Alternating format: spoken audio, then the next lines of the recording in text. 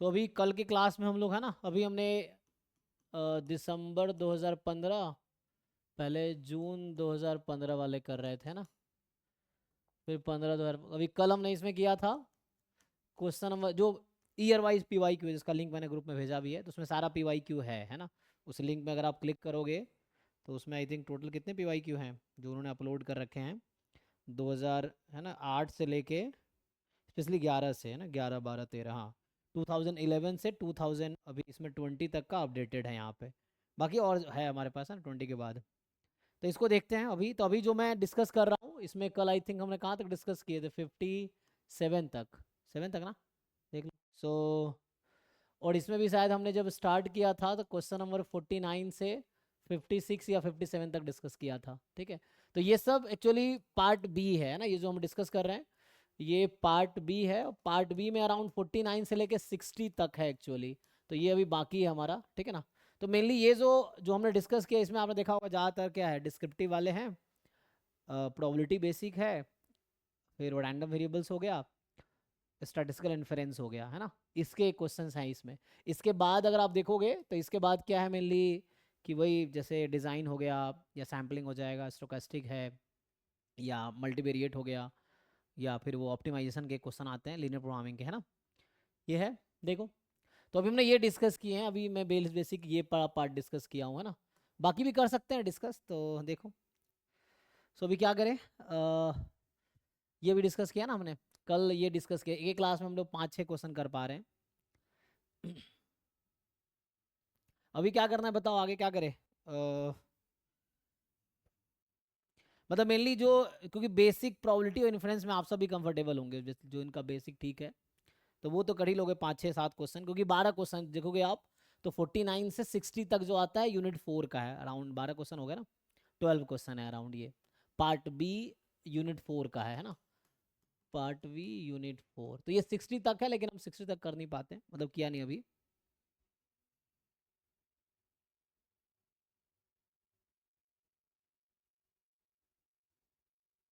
तो अभी यही सब कंटिन्यू करते हैं, या तो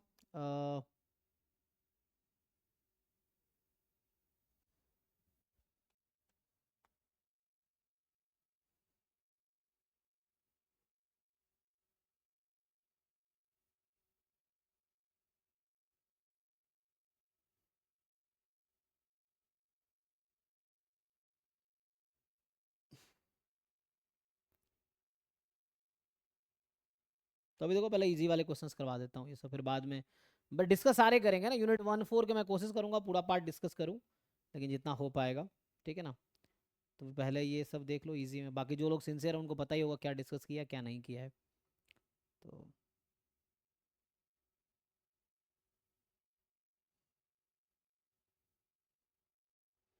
ये देखो, ये जून 2000 है ना 16 वाला, भी इसके कुछ क्वेश्चंस करके देखते हैं फिर। तो इस वाले को कंप्लीट करते हैं, यही 49 से स्टार्ट करते हैं, देखते हैं कहाँ तक कर पाते हैं। तो एक एक दिन में एक एक पेपर कर रहा हूँ, उसके 5 6 क्वेश्चन, बाकी जो रह गए वो आगे एक बार फिर से शुरू करेंगे यहाँ से, तो इसके आगे का कंटिन्यू करेंगे, वैसा होगा। तो अभी इस ऑर्डर में देख लो एटलीस्ट, क्योंकि ये पैट क्वेश्चन एक जैसा ही होगा, क्योंकि सब वही बेसिक प्रोबेबिलिटी या तो इन्फरेंस का होगा, रैंडम वेरिएबल हो गया, या फिर डिस्क्रिप्टिव का होगा, इस तरह से है।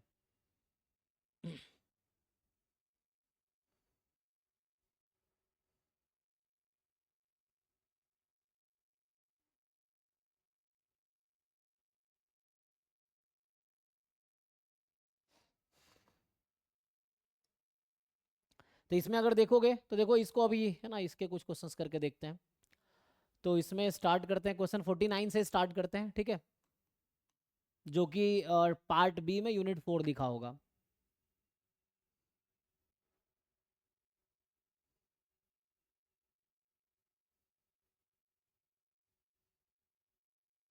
तो ये क्वेश्चन जो है, देखो पेपर है ना क्या कह रहा है, 100 tickets are marked 1 2 3 up to 100 and are arranged at random.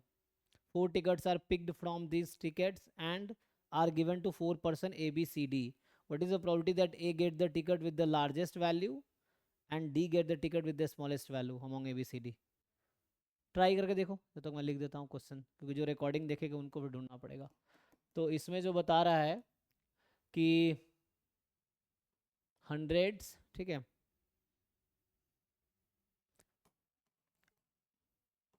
tickets are marked 1 2 3 up to 100 and are arranged at random.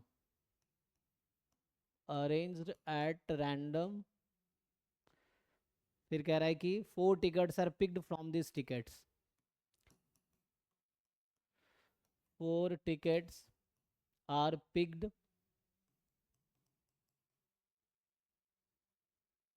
from these tickets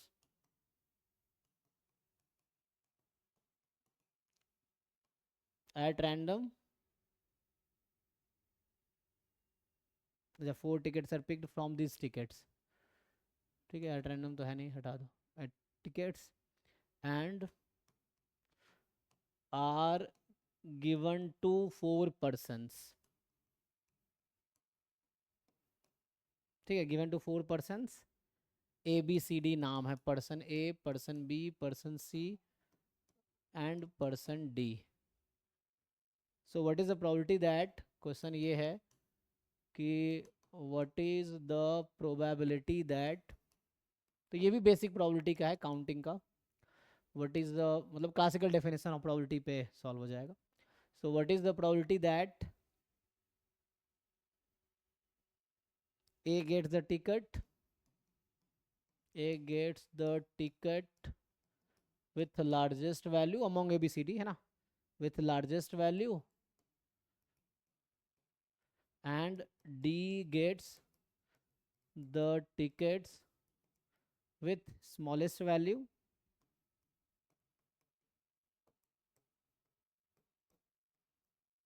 among A B C D. ठीक है, इसकी बात कर रहा है. ऑप्शन है आपके पास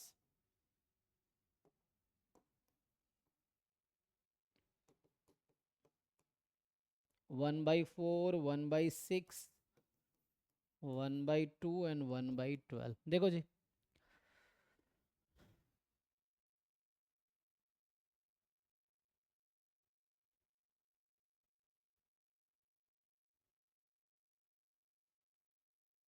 चलो ट्राई करते, ट्राई करके देखो पहले क्या आता है आपका आंसर. सो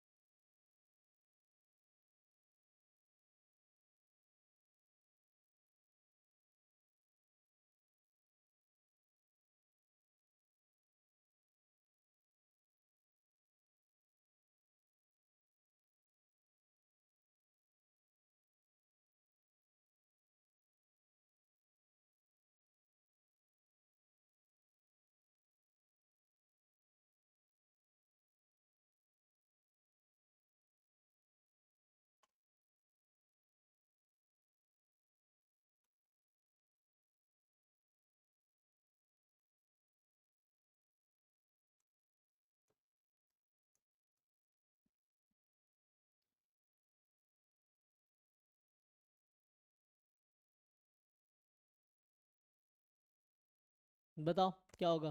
तो 100 में से, एक्चुअली 100 में से हमें क्या करना है, 4 टिकट चुनने हैं. तो टोटल कितने वे होंगे, number of way of selecting 4 out of 100, ये आ जाएगा 100C4, है ना. अच्छा हो गया. सो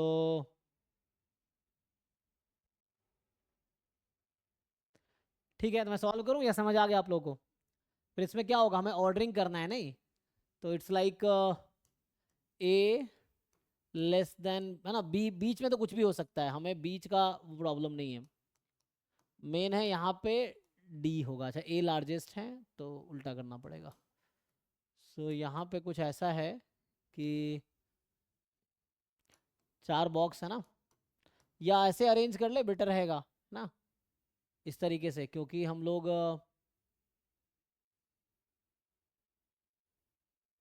अच्छा तो पहले 4 सेलेक्ट किया, फिर उन 4 को अरेंज करेंगे ना, क्योंकि टोटल 100 है। सो सैम्पल स्पेस में आएगा इनटू 4 फैक्टोरियल भी आएगा, राइट। पहले हमने 4 टिकट सेलेक्ट किए और उन 4 टिकट को हमने फिर अरेंज किया, तो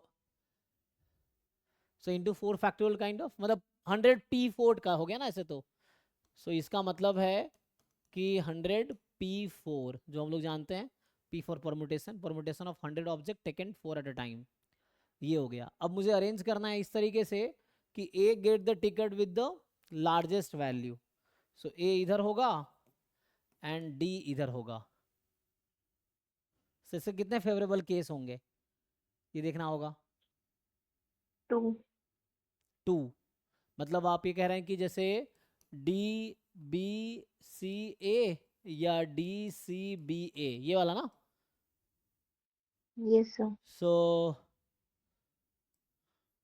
लेकिन इसमें जो हमें ये देखना होगा, टोटल नंबर ऑफ वे है ना, ये है। सो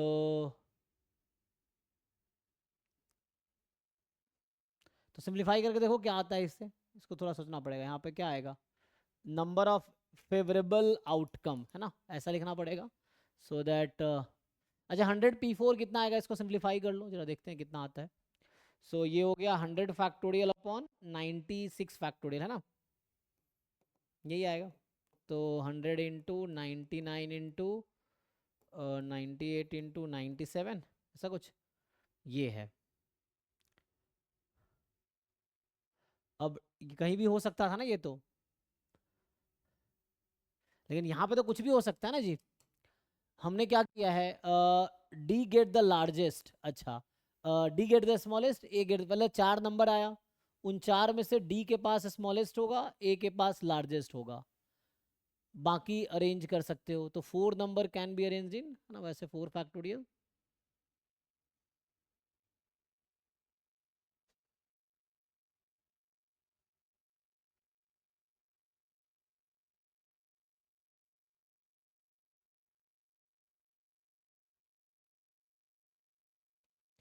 सो इसमें भी तो ऐसा होगा ना, मतलब ये 2 तो ठीक है, लेकिन 2 क्या, तो वैसे पहले तो हमें 4 चुनना होगा ना।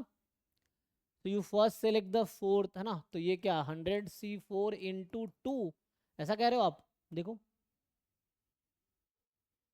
तो इसको कैलकुलेट करने की कोई जरूरत ही नहीं था फिर तो, ऐसा कुछ होगा, क्योंकि पहले तो 4 नंबर होगा, फिर कोई 4 नंबर आएगा मेरे पास किसी भी वैल्यू का, है ना। तो total,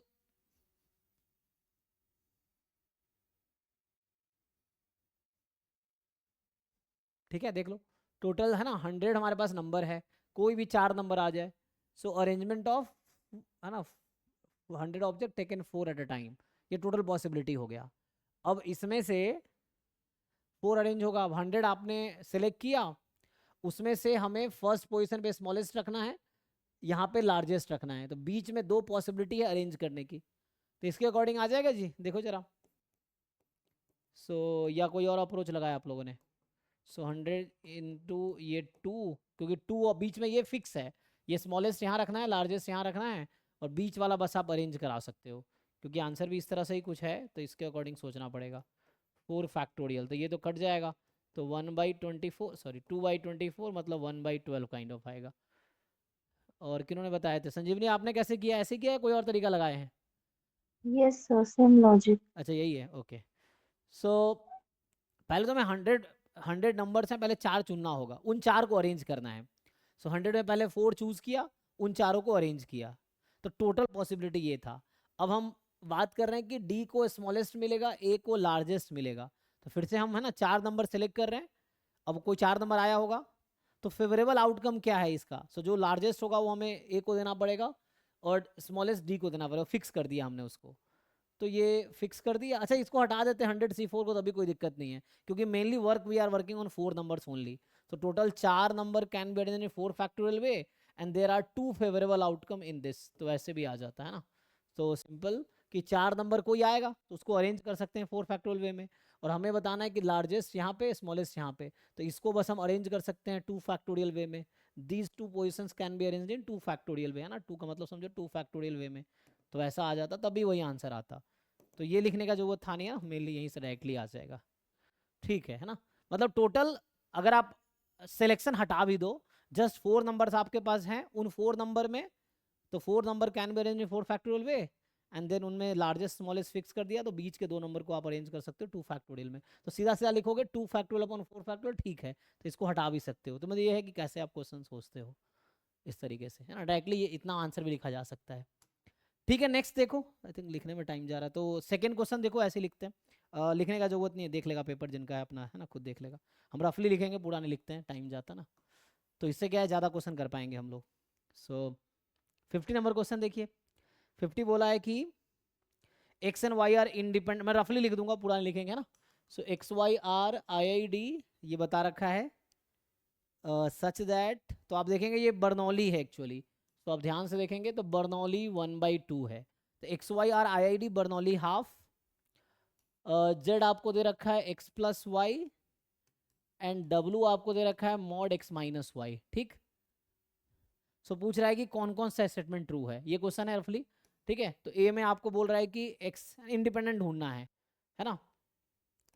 so which are independent ये ढूंढना है। तो ऑप्शन ए में है X and W, option B में है Y and W, option C में है Z and W, option D में है, अच्छा एक मिनट सॉरी यहाँ अनकोरिलेटेड बोल रहा है। So, अलग अलग है, एक ऑप्शन में थोड़ा अलग है ना, देखो पेपर आपके पास है ना ग्रुप में। सो एक ऑप्शन में ये बोल रहा है कि they are independent, they are independent, they are uncorrelated, ठीक है, एंड दे आर इंडिपेंडेंट है सेम ही। सो ये हमें डिसाइड करना है। देखिए सो क्वेश्चन समझ आया आप लोगों को।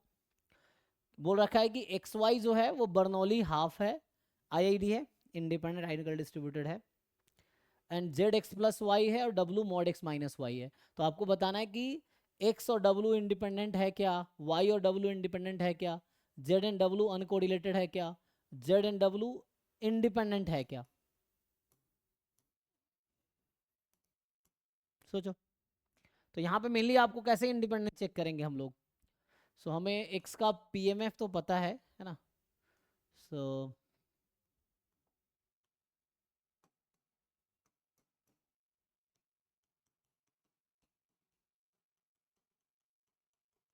यही वाई के साथ भी है, ये हमारे पास है। नाउ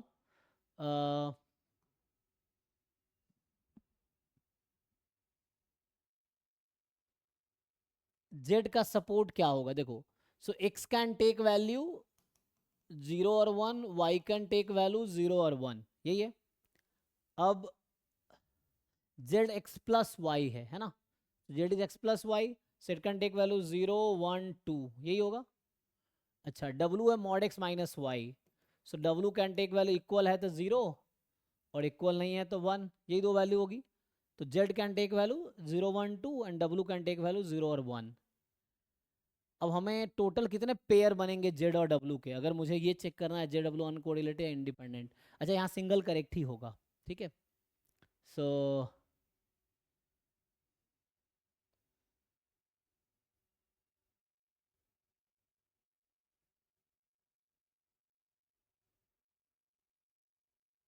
ठीक है, ट्राई करके देखते हैं कहाँ से स्टार्ट करें।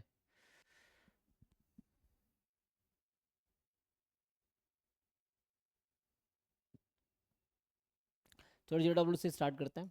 सो probability Z is equal to, अगर आपसे पूछा जाए जीरो की क्या प्रोबेबिलिटी है और W is equal to zero की क्या प्रोबेबिलिटी है, और फिर हम निकालेंगे Z is equal to zero intersection W is equal to zero. मैं क्या कोशिश कर रहा हूँ कि प्रोडक्ट ऑफ मार्जिनल क्या इक्वल है ज्वाइंट के, है ना, ये चेक करना चाह रहा हूँ। तो हम लोग पहले दोनों मार्जिनल निकाल लेते हैं, मैं पहले सी डी ऑप्शन ही देखना चाह रहा हूँ, इंडिपेंडेंट स्पेशली यहाँ चेक कर रहे हैं हम लोग। तो जेड जीरो का क्या मतलब है, एक्स प्लस वाई जीरो है। एक्स प्लस वाई जीरो कब होगा, जब x को भी जीरो होना पड़ेगा, y को भी जीरो होना पड़ेगा, दोनों इंडिपेंडेंट है, तो ये 1/4 आ जाएगा, है ना, क्योंकि x 0 1 y 0 1 हो सकता है। फिर w जीरो का क्या मतलब है, w जीरो तब होगा जब दोनों जीरो होगा या दोनों वन होगा, है ना, यही मतलब है। तो यहाँ x 0 y 0 या x 1 y 1, अब ये इंडिपेंडेंट है तो 1/4 प्लस 1/4, तो ये 1/2 आ जाएगा। ठीक, अब हम थर्ड ये निकालते हैं ना, सो हम लोग ये वाला फाइंड करते हैं अब। सो जेड जीरो और डब्लू जीरो इंटरसेक्शन क्या है, तो जेड जीरो तब होगा जब x को जीरो y को जीरो होना पड़ेगा, और डब्लू जीरो कब होगा, जब x को जीरो और y को, मतलब 0 0 या 1 1, है ना ये। तो यहाँ पे यही आ गया कि ये दोनों तभी पॉसिबल है एक साथ, है ना, दोनों साइमल्टेनियसली कब पॉसिबल है, जब एक्स वाई दोनों जीरो होगा तभी पॉसिबल है, क्योंकि ये तो 1 1 पे भी पॉसिबल, लेकिन 1 1 पे जेड जीरो पॉसिबल नहीं है, तो ये भी 1/4 आ गया। तो अगर हम देखें कि क्या ज्वाइंट प्रोडक्ट ऑफ मार्जिनल्स है, यहाँ से हम ये चेक कर रहे हैं कि ज्वाइंट ऑफ जेड एंड डब्ल्यू is not equal to product of marginals, आप चेक कीजिए। ठीक है, तो ये जो 1/4 इंटू 1/2, 1/4 आएगा क्या, नहीं आएगा, तो ये तो आउट हो गया, है ना। ये कह रहा है इंडिपेंडेंट है क्या, तो ये इंडिपेंडेंट तो नहीं है। ठीक, अचानक कोरिलेटर चेक करेंगे, पहले इसका इंडिपेंडेंस चेक करते हैं। सेम चीज़ इसके साथ है, क्योंकि एक्स का सपोर्ट 0 1 है ना, हम लोग ये जानते हैं कि एक्स का सपोर्ट 0 1 है, वाई का 0 1 है, जेड का 0 1 2, डब्ल्यू का 0 1 है। तो जैसे मुझे यहाँ पे एक्चुअली मुझे चेक करना है कि क्या x और w इंडिपेंडेंट है, तो मैं अगर ऐसे स्टार्ट करूं कि x is 0 and w is 0, तो ये, है ना, w 0 कब होगा, व्हेन x इज 0 एंड, है ना, मतलब वही, तो x 0 ऑलरेडी बोल दिया है, तो x को 0 रख देंगे तो y को 0 ही होना पड़ेगा।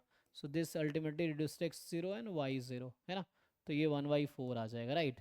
और अलग अलग देखे तो x बराबर 0 हाफ है और w बराबर 0 हाफ है, तो ये तो ओके है। ठीक है, तो ऐसे ही, मतलब मैं अभी क्या जस्टिफाई किया हूँ कि x इज इक्वल टू 0, मतलब मैं ये चेक कर रहा हूँ इंडिविजुअली, पीएमएफ है ना, डिस्क्रीट है, तो joint is equal to product of margin for each point. ठीक है, तो अभी मैंने ये चेक किया x बराबर 0 w बराबर 0, ये इक्वल है x बराबर 0 इंटू डब्ल्यू बराबर 0 के, क्योंकि w बराबर 0 मैंने हाफ निकाल रखा है, x बराबर 0 हाफ ही होगा, तो प्रोडक्ट 1/4 और ये 1/4 है, तो ये तो ओके है। थोड़े और देखो, तो इसमें थोड़ा और वर्क करना पड़ेगा, है ना, जैसे कहने का मतलब अभी हमने एक ही चेक किया, ऐसे मुझे जितने पॉसिबल पेयर्स हैं उस पर चेक करना पड़ेगा। जैसे probability x is 0 and y w is 1, हम इस पर चेक कर रहे हैं, x is 0 and w is 1, चलो इस पर चेक करते हैं। तो x को 0 रखेंगे, w 1 होने का मतलब है x को 0 रख दिया और w को 1 रख दिया, तो y को 1 ही होना पड़ेगा, ठीक है ना। तो इसका मतलब probability x is 0 y is 1, अलग अलग कर लो क्योंकि इंडिपेंडेंट है, तो 1/4 आ जाएगा। अब ये 1/2 ऑलरेडी है, और w बराबर 0 1 ही हो सकता था, हाफ हाफ, तो ये भी ओके है, तो मतलब this is also fine, this is x is equal to 0 w is equal to 1 के इंडिविजुअल प्रोडक्ट है। इस तरह कर लोगे ना आप लोग चेक, देखो ऐसे ही सेम चीज़ आप चेक करो कि जब x 1 w 0, सो मुझे तो ऐसा अब लगने लगा है कि, है ना, x 1 है और w 0 है, तो y 1 होगा, 1 1 हो जाएगा, तो 1 1 का हाफ 1/4 आ जाएगा, सो 1/4, सो ये ओके है, x is equal to 1 and w is equal to 0, half half आएगा, तो यहाँ से आपको दिखने लगता है x is 1 and w is 1, तो x1 w1 कब होगा, जब x y को 1 होना पड़ेगा, तो x1 y1, x1 y1, तो ये भी 1/4 हो जाएगा और ये सेम हो जाएगा, तो देखो पहला ऑप्शन ही ट्रू हो गया। सो बाकी मुझे चेक करने की जरूरत है नहीं, ये सिंगल करेक्ट है, तो हालांकि मैंने पहले डी ऑप्शन से स्टार्ट किया था, बट अगर ए से स्टार्ट करते तो सीधा सीधा प्रूफ हो गया हमारा 4 पॉइंट, क्योंकि w 0 1 ले सकता है, x भी 0 1 ले सकता है, तो पॉसिबल पेयर 0 0 0 1 1 0 1 1, 4 पॉसिबिलिटी है। इन चारों पॉसिबिलिटी मैंने ज्वाइंट निकाले, फिर चेक किया कि ज्वाइंट प्रोडक्ट ऑफ मार्जिनल के इक्वल है कि नहीं है। किसी को क्वेरी है तो पूछिए। तो पहला ऑप्शन इसका ट्रू आ गया, ठीक है। नेक्स्ट देखिए, सो ये रहा, है ना, ये क्वेश्चन नंबर 50 है। 51 पे आते हैं। अब आंसर किसे मैच कर लीजिएगा, आंसर अगर मैच ना हो तो बताइएगा। इसमें आंसर की भी है जो पीडीएफ ग्रुप में भेजा है। 51 देखिए, लिखूंगा पूरा नहीं, बस ऐसे ही बता देता हूँ। बोल रहा है XT and YT are two independent pure birth process with birth rate λ1 λ2। तो मतलब ये बोल रहा है कि XT जो है प्योर बर्थ प्रोसेस है विथ रेट λ1 एंड यही चीज़ें रिपीट हो रही हैं यहाँ पे, बस XT की जगह YT हो गया है। So YT is pure birth process with rate λ2, यही है। So XT is a pure birth process with rate λ1, birth rate λ1 and ठीक है, तो यहाँ बर्थ रेट है। So pure birth process is same as Poisson process, तो आप इसको एज अ पॉइजन प्रोसेस हो सकते हो कि XT is a Poisson process with rate λ1, YT is a Poisson process with rate λ2, ठीक है। सो अब आपसे पूछ रहा है कि लेट, आगे कह रहा है लेट ZT हमने रखा XT प्लस YT, ठीक है। देन ऑप्शंस है, जो पहला ऑप्शन बोल रहा है कि ZT is not a pure birth process, ZT is not a pure birth process। Option B है ZT is a pure birth process with ZT is pure birth process with rate λ1 plus λ2। सी है ZT is pure birth process with birth rate minimum, है ना। सो ये common है, बस यही चल रहा है बस। सो दिस इज रिपीटिंग, बस यहीं पे चेंज हो जाएगा, है ना। तो ये ऑप्शन सी है और यही ऑप्शन डी हो जाएगा, ठीक है। देखिए सो बस यहाँ चेंजेस क्या हैं, चेंजेस हैं यहाँ पे। तो इसमें बोल रहा है कि रेट होगा मिनिमम ऑफ λ1 कॉमा λ2 और यहाँ होगा λ1 इंटू λ2। तो आप तो जानते होंगे ना, अगर जैसे मैंने कहा कि ये बेसिक डेफिनेशन पे, अगर आपको डेफिनेशन क्लियर है, हमने कहा ना pure birth process is Poisson process, ये तो पॉइसन प्रोसेस में 0 1 2 3 है ना।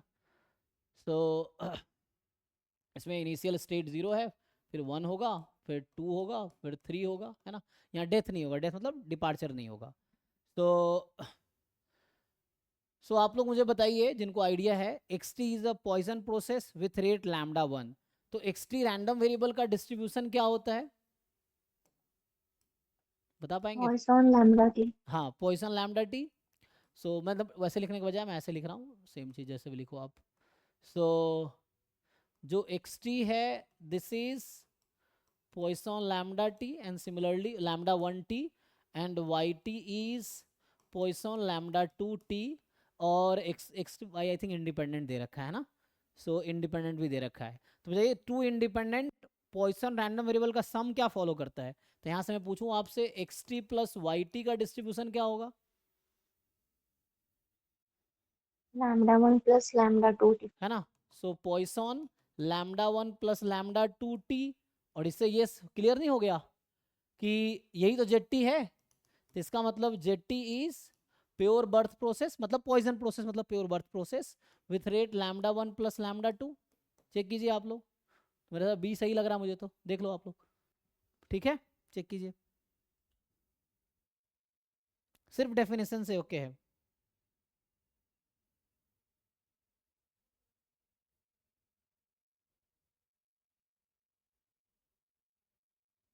आंसर की में देख लेना आप लोग, आंसर की होगा उसमें जो PDF भेजा ना ग्रुप में, उसके लास्ट में आंसर की भी है, तो जस्ट क्रॉस चेक कर लेना आप लोग। नेक्स्ट क्वेश्चन देखिए 52।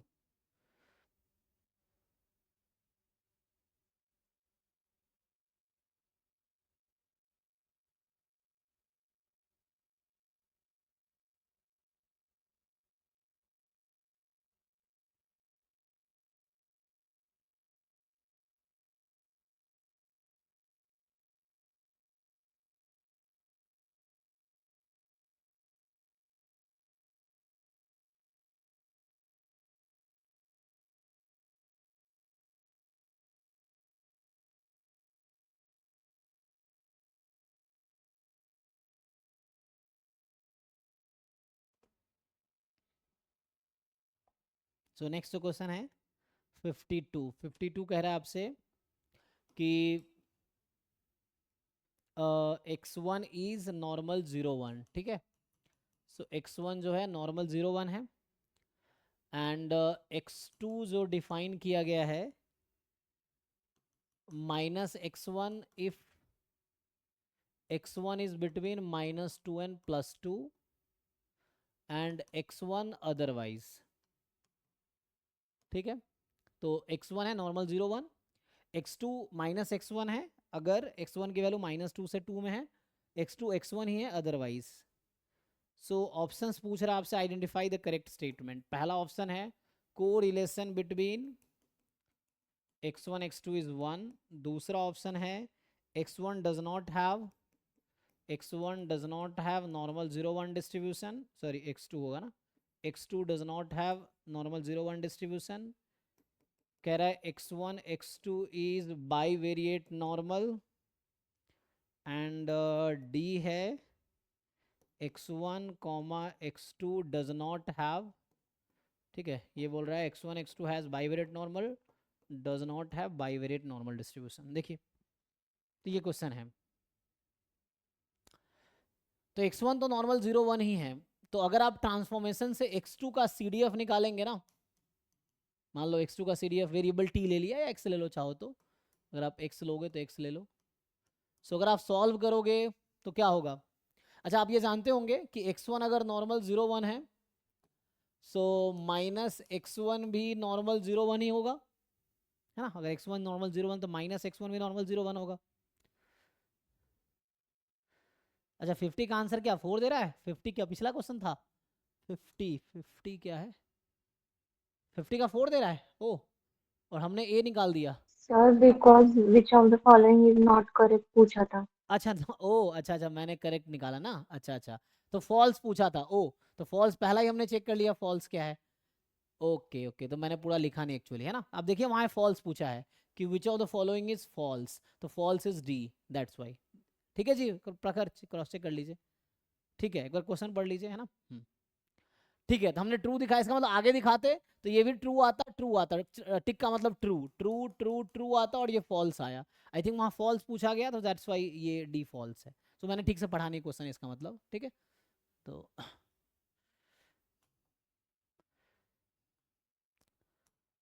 ठीक है, चलिए इस पे आते हैं। तो मैं कह रहा हूँ अगर x1 नॉर्मल 0 1 है, सो -x1 भी नॉर्मल 0 1 ही होगा, ये हम लोग जानते हैं। सो x1 is normal 0 1, -x1 is also normal 0 1। और आपको पता है कि ये जो क्वांटिटी है ना, ये है mod x1 less than equal to 2, और इधर हो जाएगा मॉड x1 मोर देन 2। इन दोनों की प्रोबेबिलिटी 1 है ना। तो कहने का मतलब अगर ट्रांसफॉर्मेशन लगाओगे और थ्योरम ऑफ टोटल प्रोबेबिलिटी लगाओगे, suppose this is E1 this is E2, so probability of E1 into CD of है ना x2 given E1 plus probability of E2 CD of x2 given, मतलब दोनों नॉर्मल 0 1, ये भी normal 0 1 ये भी normal 0 1। तो एट द एंड आपको समझ आएगा कि x2 का CDF x1 के CDF के इक्वल आएगा। इससे ये प्रूफ हो जाएगा कि x1 and x2 are identically distributed, और इससे ये प्रूफ हो जाएगा कि x2 भी नॉर्मल 0 1 है, ठीक है। तो इसने कहा है कि नॉर्मल 0 1 नहीं है, तो ये फॉल्स हो गया। अब अगर को रिलेशन 1 है, इसका मतलब को वेरियंस जो है प्रोडक्ट ऑफ, और हमें क्या बता रखा है, करेक्ट स्टेटमेंट चुनना है ना। तो नाउ ये तो गलत हो जाएगा। अब x1 x2 क्या इंडिपेंडेंट है, इंडिपेंडेंट तो नहीं है। x2 डायरेक्टली डिपेंड कर रहा है x1 पे, तो इंडिपेंडेंट तो होगा नहीं, ठीक है ना। तो देखो होगा क्या, x1 is normal 0 1 and x2 is normal 0 1. So when you have two normal random variable, you cannot say their joint will be bivariate normal, है ना। ऐसे बहुत सारे जॉइंट है जो बाइवेरिएट नॉर्मल नहीं लेकिन मार्जिनल नॉर्मल आ जाता है, ठीक है ना। सो लाइक कहने का मतलब ये है कि two normal distribution you have, so you can not say their joint will have bivariate normal distribution, it is not necessarily, है ना, ऐसा नहीं है। हाँ अगर बाइवेरिएट नॉर्मल है, मतलब मैं क्या बोल रहा हूँ, सपोज x1 x2 बोलता कि बाइवेरिएट नॉर्मल है, then marginal must be normal, ये श्योर है। But converse is not true, if x1 is normal x2 is normal then their joint may not be normal. इसका काउंटर एग्जांपल भी है VK रवादगी वाली book में, आप चाहो तो बाइवेरिएट नॉर्मल टॉपिक में जाओ, वहाँ एक जॉइंट PDF लिख रखा है जो कि बाइवेरिएट नॉर्मल नहीं है, लेकिन उसका मार्जिनल जब निकालते हैं तो दोनों नॉर्मल आ जाता है। So means if you have given two normal doesn't mean that their joint will be bivariate normal, है ना। बट अगर बाइवेरिएट नॉर्मल गिवन है then surely marginal will be normal. So कहने का मतलब यहाँ जो बोल रहा भाई ये जरूरी नहीं है और नहीं होगा, हो भी सकता है नहीं भी हो सकता है ना। तो यहाँ पे कैसे बोलेंगे हम लोग, तो okay so we have to think नहीं कि क्या बोलना चाहेंगे हम। कोरिलेशन निकालने के लिए क्या करना होगा, तो कोवेरियंस है ना, तो इसको तो हम ब्रेक कर सकते हैं कोवेरियंस में। सो कोवेरियंस ऑफ x1 x2, क्योंकि वेरियंस तो दोनों का 1 ही है, तो यहाँ से कहने का मतलब 1 हो जाएगा। कोवेरियंस 1 का क्या मतलब है, so E of x1 comma x2 is 1। और ये आप कब निकाल पाओगे, जब आपको जॉइंट पता होगा। अच्छा यहाँ पे ये है ना, x2 हमारे पास है, सो x2 अगर हम पुट करेंगे तो क्या होगा, तो यहाँ फिर से मुझे लगाना होगा एक्सपेक्टेशन है ना, तो क्या होगा टोटल एक्सपेक्टेशन का formula. So under this situation x2 will become minus x1 and under this situation x2 will become x1। तो एक आ जाएगा e of x1 स्क्वायर, एक होगा minus e1 x1 square under to different conditions. तो probability लिखना पड़ेगा दोनों का नहीं, तो 1 आएगा, आई डोंट थिंक 1 तो नहीं आएगा, ठीक है। तो मुझे ऐसा अभी तो लग रहा है कि ऑप्शन डी ही ट्रू होगा, कि जरूरी नहीं है कि बाई वेरिएट नॉर्मल फॉलो करे, बट चेक कर लेता हूँ एक बार ना, थोड़ा प्रूव करने की कोशिश करते हैं। देखो आप लोग सोचो थोड़ा, इसको मैं ट्राई करता हूँ कि क्या कर सकते हैं इसको। देखो इसको समझ के क्या होना चाह रही होना चाहिए।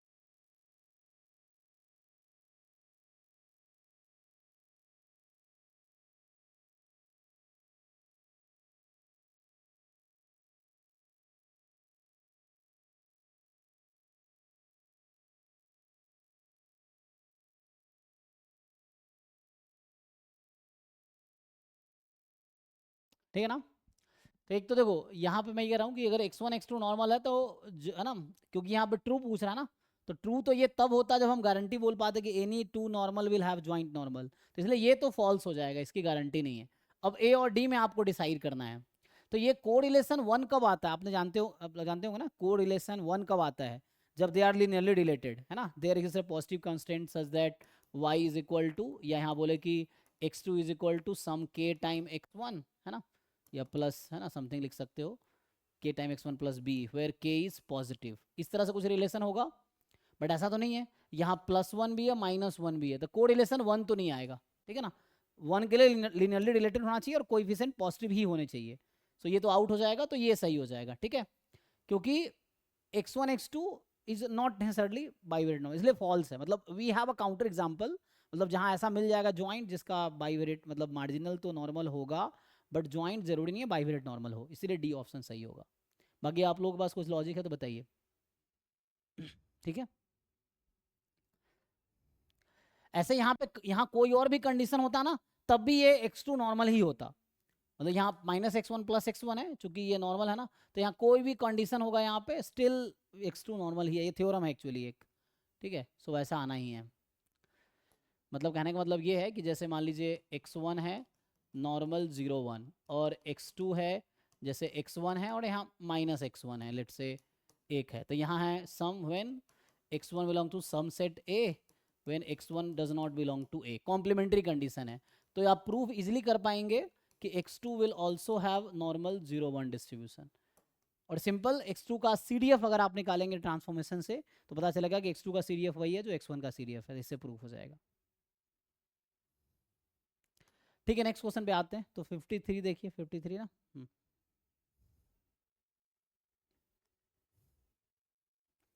53 कह रहा आपसे कि let x1 x2 xn be a random sample from normal, so x1 x2 xn random sample मतलब IID random variable, ठीक है।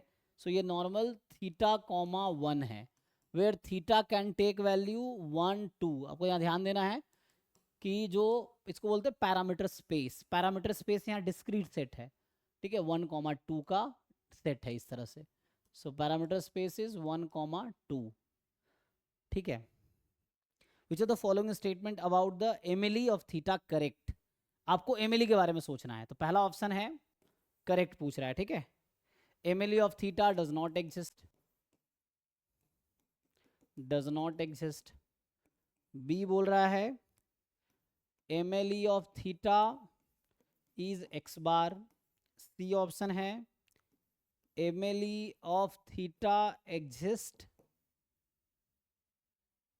But it is not X bar. And D बोल रहा है कि MLE of theta is unbiased estimator, MLE of theta is unbiased estimator, ठीक है। बताइए जी, सोचिए। यहां ध्यान ये रखना है कि थीटा या सिर्फ theta can take only 2 value, 1 और 2, ठीक है। तो आप सोचिए, सोच के बताइए क्या होना चाहिए। थोड़ा दिमाग लगाओ, बेसिक है ना, डेफिनेशन पे है। सो एमएलई का डेफिनेशन क्लियर है तो आप ट्राई करके देखो। एमएलई जो होता है थीटा की वो वैल्यू जिस पे लाइक्लीहुड फंक्शन मैक्सिमम हो जाए, और MLE must belong to the parameter space. तो यहाँ एमएलई या तो 1 होगा या 2 होगा, ये है, इसके अलावा कुछ नहीं हो सकता। सो एक्स बार तो नहीं होगा, ये श्योर है। मतलब एक्स बार तब हो सकता है जब एक्स बार या तो 1 हो या 1 या 2 हो, तब ऐसा पॉसिबल है, ठीक है। एनीवे ट्राई करके देखिए क्या आता है।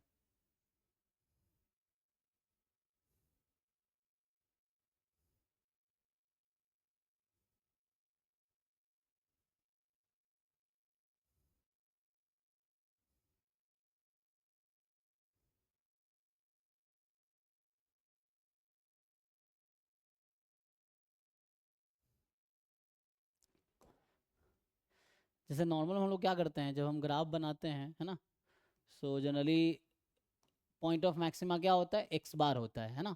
लेकिन एमएलई एक्स है ना, MLE must belong to parameter space, ये है। सो यहाँ एमएलई क्या होता, जो एमएलई है थीटा का वो एक्स बार तब होता if x bar is either 1 और एक्स बार इज 2, ऐसा पॉसिबल हो सकता था। अदरवाइज बाकी केस में क्या होगा, लेकिन हमें पता नहीं एक्स बार क्या है ना। सो एमएलई यहाँ पे पैरामीटर स्पेस से ही आएगा, तो 1 होगा या 2 होगा। तो एक्स बार हमेशा ना डेट, अगर मान लो आपके पास डेटा पॉइंट दे दिया, तो जरूरी थोड़ी कि एक्स बार 1 ही आएगा या 2 ही आएगा, तो कुछ भी आ सकता है एक्स बार। अगर आपके पास एन ऑब्जर्व वैल्यू एक्स आई की दे दी जाए तो कुछ भी आ जाएगा, है ना। देन देखते हैं कि उसके नियरेस्ट वैल्यू क्या है।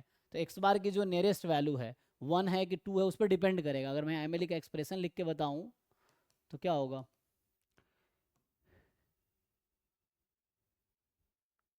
कैसे लिखेंगे, एमएलई विल बी 1 और 2, कैसे डिसाइड होगा।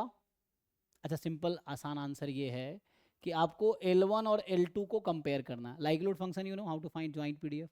अगर L1 मोर देन L2 हुआ तो थीटा इज इक्वल टू 1, मतलब 1 इज द एमएलई, ठीक है ना।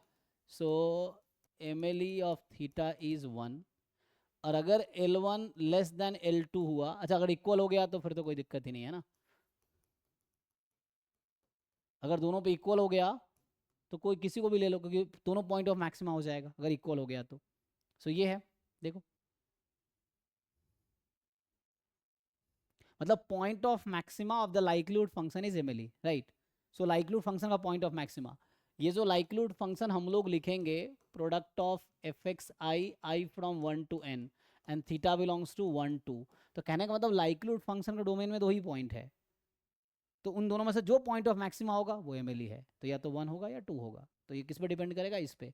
तो एक्स बार का 1 2 से कोई डायरेक्ट ले देना है नहीं, है ना, कोई जरूरी नहीं एक्स बार 1 ही आएगा या 2 आएगा।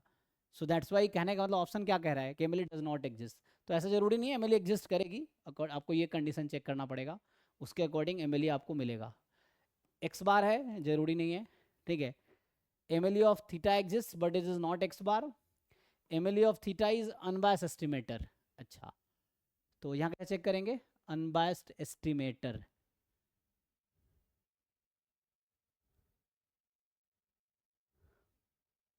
इसका एक्सप्रेशन कैसे लिखेंगे हम लोग, अगर हम एक्सप्रेशन लिखने की कोशिश करें, है ना, सो क्योंकि एक्स बार अगर 1 2 के अलावा कुछ और है तो X bar is not M ठीक है ना, सो ये देखना होता है। सो इसका एक्सप्रेशन अगर हम लिखना चाहें, मतलब एम का मैं एक्सप्रेशन लिखना चाह रहा हूँ कि how can we write as estimator, है ना, कि एज एस्टिमेटर इसको क्या लिख सकते हैं।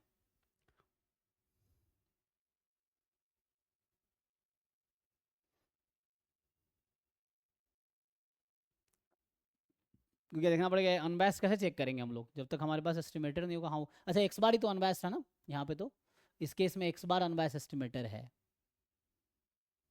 बट एक्स बार तो एम है नहीं, तो अनबैस्ड होना जरूरी नहीं है। बट अनबैस्ड कुछ और भी तो हो सकता है ना। सो बट मेरे साथ थीटा तो नहीं आएगा, अगर मान लो 1 या 2 है कुछ भी, तो एक्सपेक्टेशन ऑफ, अगर मैं जो भी 1 या 2 आना है कांस्टेंट, तो ये थीटा तो नहीं आएगा, है ना। डू यू थिंक कि चलो मान लो एम 1 है, फॉर एग्जाम्पल एम इज 1, कि likelihood function at 1 is more than likelihood function at 2, तो 1 है, तो एक्सपेक्टेशन ऑफ 1 थीटा तो नहीं आ सकता ना, कभी 1 ही आ जाएगा। लेकिन ये तो ये होता है कि expectation of T is theta for all theta belongs to parameter space, ये होता है ना, for all theta belongs to parameter space. Definition अगर आप देखोगे अनबायस्ड एस्टिमेटर, ये होता है ना, expectation of t is theta for all theta belongs to parameter space, then we say t is the unbiased estimator. तो यहाँ पे अनबायस्ड तो नहीं होगा, ठीक है ना, तो बचेगा यही ऑप्शन, क्योंकि अनबायस्ड होना जरूरी नहीं, क्योंकि वो कांस्टेंट आ जाएगा, अगर 1 एम है तो 1 आ जाएगा। सो एक्स बार और थीटा के इक्वल तो आना ही नहीं है उसको कभी, तो थीटा तो इक्वल आएगा नहीं, क्योंकि थीटा तो अननोन है खुद ही। सो थीटा की ऑब्जर्व वैल्यू थीटा तो नहीं आएगी, दैट्स वाई। देख लो आप लोग, बताओ।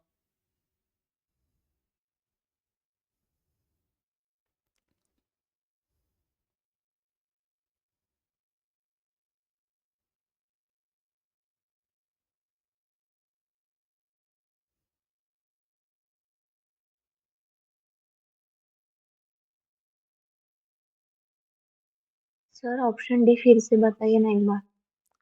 हाँ, ऑप्शन डी में क्या है कि देखिए एम की वैल्यू 2 ही आएगी, या तो 1 आएगी या 2 आएगी, है ना। मतलब एम क्या होता है, द वैल्यू ऑफ थीटा या value of theta in parameter space that maximises likelihood function, मतलब point of maxima of likelihood function. मैं ये कह रहा हूँ कि यहाँ पर डोमेन में 2 ही पॉइंट है ना, ये जो लाइक्लीहुड फंक्शन जो भी हमारा आएगा, यू नो व्हाट है ना, एक्सप्रेशन आएगा इसका।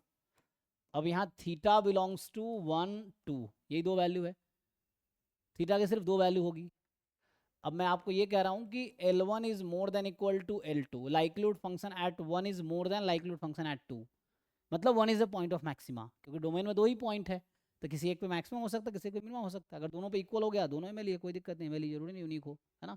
सो इस केस में MLE of theta is equal to 1, मतलब टी, एस्टिमेटर को मैं टी से टी इज 1, तो क्या एक्सपेक्टेशन ऑफ टी क्या आएगा, 1 आएगा ना।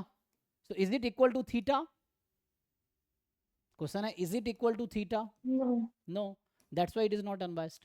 Same for the other part, दूसरे पार्ट में ऐसे होगा, जरूरी नहीं अनबायस्ड होना, क्योंकि अनबायस्ड होने के लिए जरूरी है कि expectation of T is theta for all theta belongs to parameter space, है ना, बिग थीटा, ऐसा होना चाहिए। बट ऐसा यहाँ पे नहीं होगा, एम या तो 1 आएगा या 2 आएगा।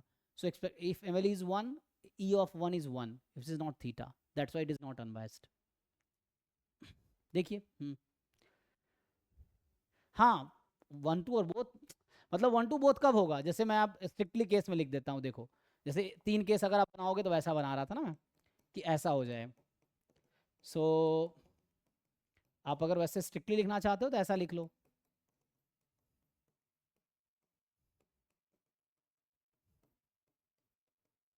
यही कहना चाह रहे हैं ना आप, ये हो जाएगा अगर ऐसे लिखेंगे आप तो।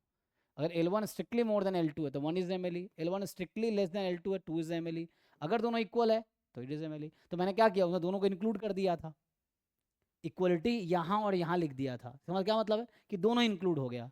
तो अगर इक्वल हुआ तो दोनों ट्रू नहीं हो जाएगा, जैसे पीछे मैंने लिखा, ध्यान से देखिए। जो आप तीसरा केस अलग से लिखने की जरूरत है, मैं ये कह रहा हूँ कि थर्ड केस को आप यहाँ देखिए, हम कह रहे हैं L1 L2 इक्वल है, तो बोल रहे हैं कि दोनों ML है। अब यहाँ देखो, यहाँ इक्वलिटी का है तो ये भी ट्रू है। अगर इक्वल हुआ, जब इक्वल होगा तो ये स्टेटमेंट भी ट्रू है और ये स्टेटमेंट भी ट्रू है। इसका मतलब ये स्टेटमेंट भी ट्रू है और ये स्टेटमेंट भी ट्रू है। तो ML में नॉट भी यूनिक है ना, जरूरी नहीं यूनिक होगा, तो उस केस में दोनों ML हो जाएगा। हमें देखना है कौन सा केस है, ये भी ठीक है। अब 2 पार्ट में लिखोगे तो इक्वलिटी लगा के लिखोगे, 3 पार्ट में लिखोगे बिना इक्वलिटी के लिखोगे आप, इस तरह से, ठीक है ना। ML इज 1 2 और बोथ। तो वही मैंने तीसरा केस अलग से ना लिख के इंक्लूड कर दिया था, तो यहाँ पे आप है ना, ठीक है। नेक्स्ट क्वेश्चन देखिए।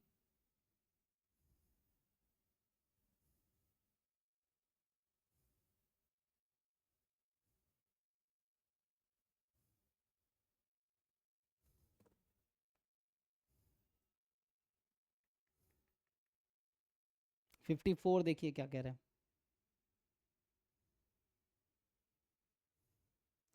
ये आपसे कह रहा है कि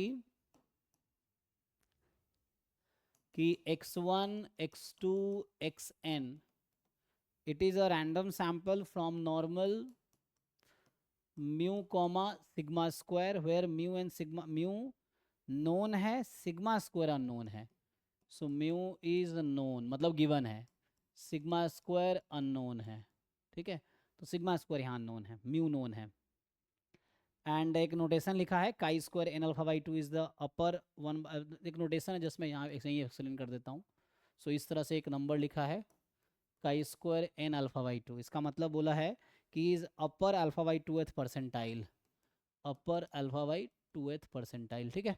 तो इस तरह से लिखा है कि इसका मतलब है अपर अल्फा बाई 2th परसेंटाइल लिखा है, एक मिनट है ना।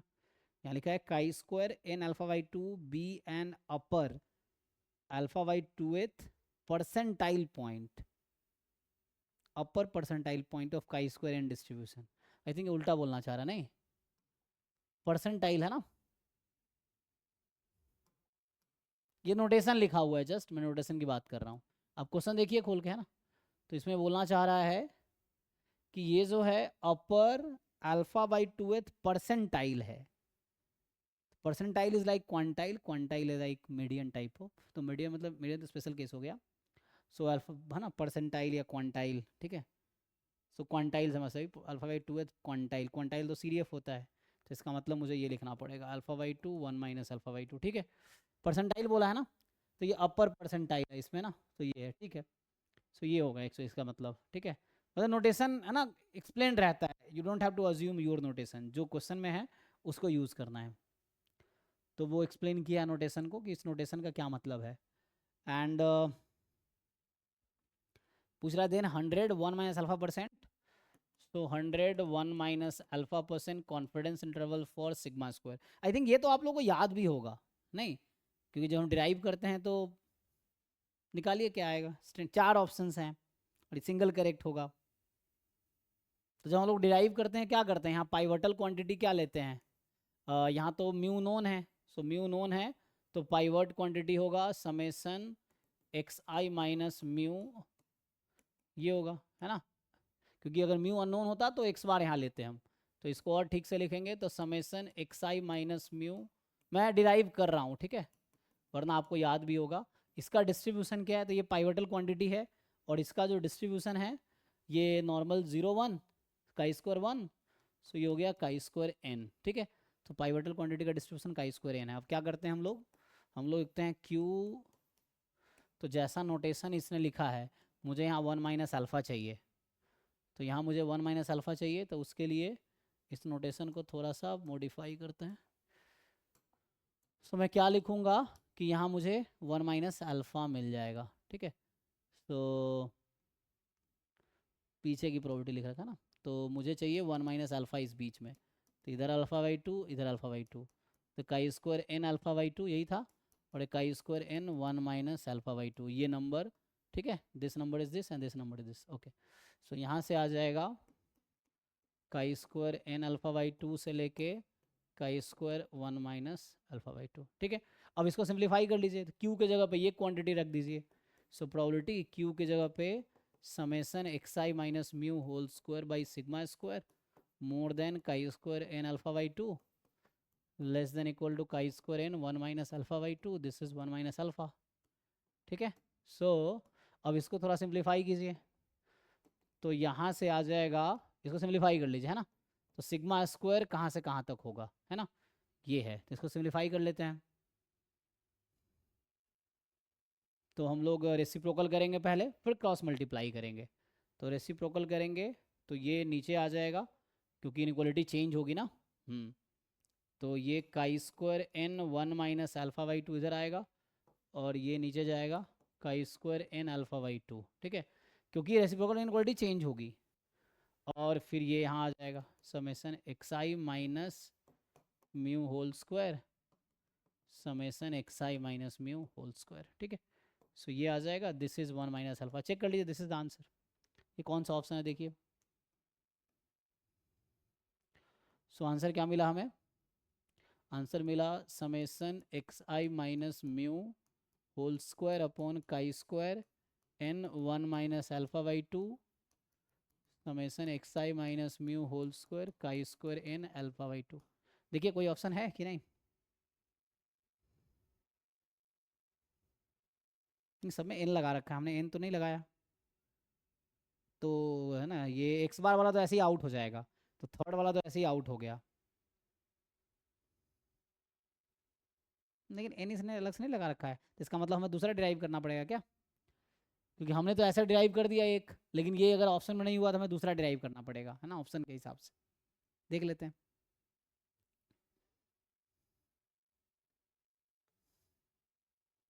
अच्छा परसेंटाइल लिखा था, उसका कोई चक्कर तो नहीं है ना, क्वांटाइल नहीं लिखा ना। So this is alpha by 2 percentile point, तो परसेंटाइल से कोई चक्कर है,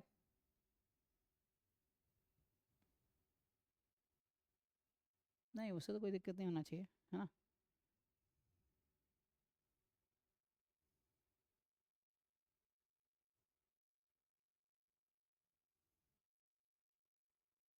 लेकिन इसके हिसाब से नोटेशन भी हमारा अल्टर हो गया नहीं, क्योंकि इसका नोटेशन तो ये आया हुआ है, तो इसका मतलब है कि वो नोटेशन पहले वाला ही ठीक था, उसने कहा था, तो इसका मतलब समझने में गलती हुआ है नहीं, काई स्क्वायर एन अल्फा बाई 2, है ना। तो इसने कहा था कि B the upper alpha by 2th percentile, इसका मतलब अभी समझ आया मुझे, अपर मतलब आगे की प्रोबेबिलिटी अल्फा बाई 2 है, यहाँ 1 माइनस अल्फा बाई 2, ये नोटेशन लेके चलना पड़ेगा। सो उसके नोटेशन चेंज होगा तो कोई दिक्कत नहीं, ये यहाँ आ जाएगा, ये यहाँ आ जाएगा, उससे कोई दिक्कत नहीं है, बट मेनली आंसर इस टर्म में नहीं है जो हमने निकाले हैं।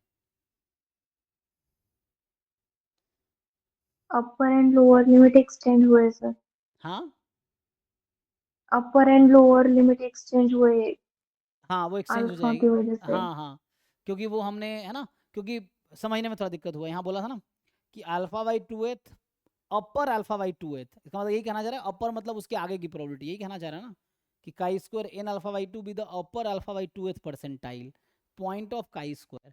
सो अपर मतलब ये होता है इस पॉइंट के आगे, लोअर बोलता तो पीछे, मुझे लगता है ये है, तो इस नोटेशन के हिसाब से वो चेंज हो जाएगा ना, तो यहाँ अल्फा बाई 2 आ जाएगी और यहाँ 1 माइनस अल्फा बाई 2 आ जाएगी, जो हमने लिखा था, तो बस ये इंटरचेंज हो जाएगा, है ना, ये बस जो क्वांटिटी है तो यहाँ इंटरचेंज कर लेंगे इसको।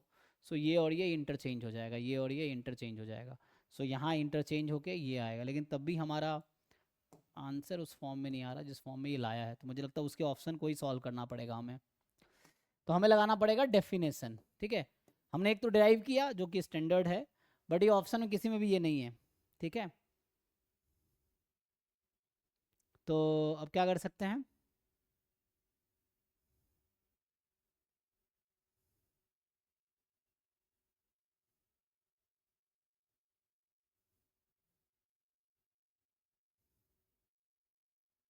तो हमारा ये जो, इससे ये समझ आया ना कि फोर्थ तो आउट हो जाएगा, थर्ड भी आउट हो जाएगा, बचा और यहाँ म्यू है, सो या तो सेकंड में नहीं, फर्स्ट ही लग रहा है, फिर सही होगा, देख लो एक बारी। अच्छा कैसे हम चेक करेंगे, नहीं तो हमें ये जाना पड़ेगा कि मान लो मुझे इंटरवल दे रखा है ना, this is 100 1 minus alpha percent confidence interval for sigma square. तो इसका मतलब है, डेफिनेशन आप लोग जानते ही हैं कि theta more than equal to T1 less than equal to T2 is 1 minus alpha. तो ये लगाना पड़ेगा।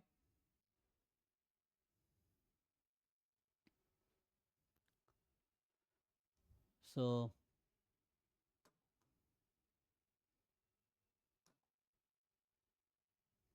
ऐसे करके देखते हैं क्या आएगा।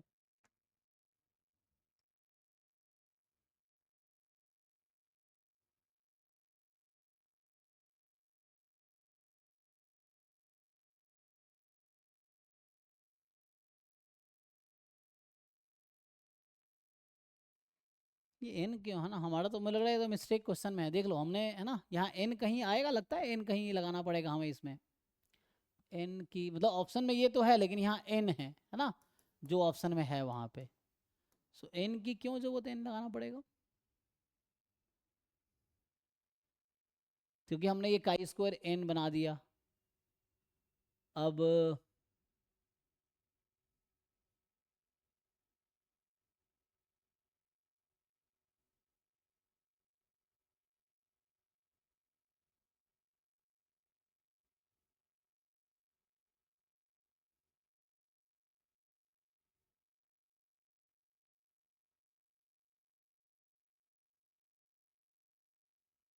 ठीक है ना, ये वाला ऑप्शन यहाँ पे क्या दे रखा है, इसमें एक्चुअली आपको ऑप्शन तो है डी वाला, जैसे मतलब ए म्यू वाला जो है ना,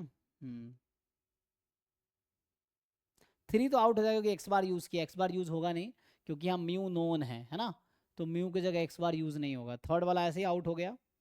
अब बचा 1 to 4। 1 to 4 में पहले वाले में summation x I square minus mu square लिख रखा है, इसका क्या रिलेवेंस है, X I square minus mu square.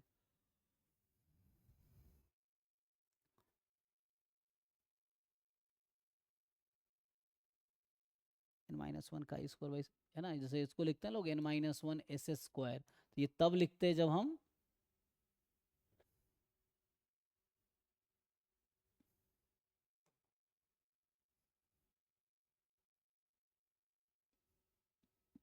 मुझे लगता है इस ऑप्शन में गलती है मेरे हिसाब से, ठीक है ना। जैसे ये हमारा आंसर है तो ये ऑप्शन 4 है, लेकिन यहाँ एन एक्स्ट्रा लगा हुआ है। ऑप्शन 2 भी है ये, लेकिन वहाँ पे एन माइनस वन लगा हुआ है ना। सो पहला ऑप्शन में समेसन एक्स आई माइनस म्यू स्क्वायर अलग अलग कर रखा है, तो पहला को हटा देते हैं क्योंकि x I square minus mu square, तो 1 को हटा दो और 3 हट गया एक्स बार की वजह से, बचा 2 और 4। तो आंसर तो यही है, 2 वाले में एन माइनस वन यहाँ और यहाँ लगा रखा है, और फोर्थ वाले में यहाँ एन लगा रखा है। अब एन क्यों आएगा मुझे समझ नहीं आ रहा, आप लोगों को समझ आ रहा बताओ। तो मेरे हिसाब से ऑप्शन में गलती है, देख लो। अच्छा आंसर ऑप्शन 4 दे रहा है ना, तो इसका मतलब है कि यहाँ एन क्यों आएगा आप खुद सोचो। अगर एन में, चलो मैं यहाँ लगा देता हूँ, तो चलो मान लेते हैं ये करेक्ट है, लेट से कि ये करेक्ट आंसर है फॉर एग्जाम्पल। तो यहाँ से अगर हम सिंप्लीफाई करेंगे तो इसके अकॉर्डिंग क्या डिफरेंस आ जाएगा, इसको अगर हम मान ले सही आंसर लेंगे, है ना, अगर मैं कह रहा हूँ कि ये सही आंसर है, तो ये एन कहाँ एडजस्ट होगा, एन यहाँ है, सो ये एन कहाँ जाएगा, यहाँ पे अभी एन है, सो ये एन एक्चुअली जब सिंप्लीफाई करेंगे तो क्यू में एन आ जाएगा, है ना, तो ये अपॉन एन हो जाएगा यहाँ पे, अगर एन को इधर लाएंगे तो अपॉन एन हो जाएगा, तो यहाँ अपॉन एन हो जाएगा, ये लेना पड़ेगा। तो क्या लगता है आपको इसका डिस्ट्रीब्यूशन का स्क्वायर एन होगा, एक बार अगर ये सही है तो सही है, फिर तो n sigma square, do you think इसका डिस्ट्रीब्यूशन का स्क्वायर एन होगा, यहाँ एन एक्स्ट्रा लगाने के बाद का स्क्वायर एन होगा, मुझे लगता, क्योंकि ना एक्स आई minus mu upon sigma normal 0 1 square का स्क्वायर 1 सम हुआ का स्क्वायर एन, ये एन से तो और दिक्कत हो गया, अपॉन एन हो गया, ठीक है ना। ये ऑप्शन में गलती है, तो ऑप्शन 4 ठीक है, लेकिन ये एन एक्स्ट्रा लगा हुआ है मेरे हिसाब से, बाकी आप लोग एक बार देख लो। मतलब इस क्वेश्चन में मिस्टेक है, ठीक है, मुझे ऐसा लग रहा है क्योंकि एन तो नहीं आना चाहिए। अपना आप लोग दिमाग लगाओ और कुछ बताओ अगर समझ आ रहा है तो।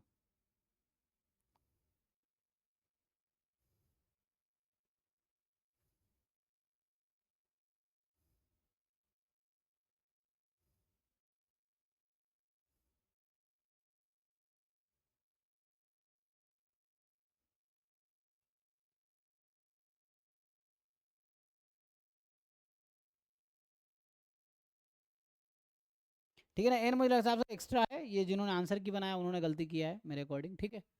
सो आगे बढ़ते हैं, 55 पे आते हैं।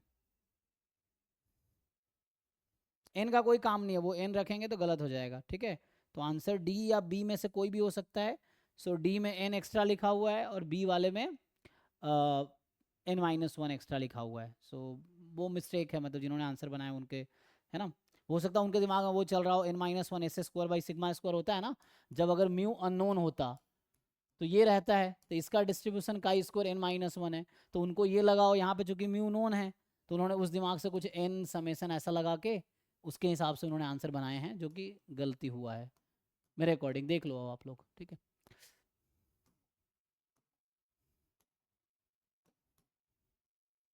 फिफ्टी फाइव देखते हैं।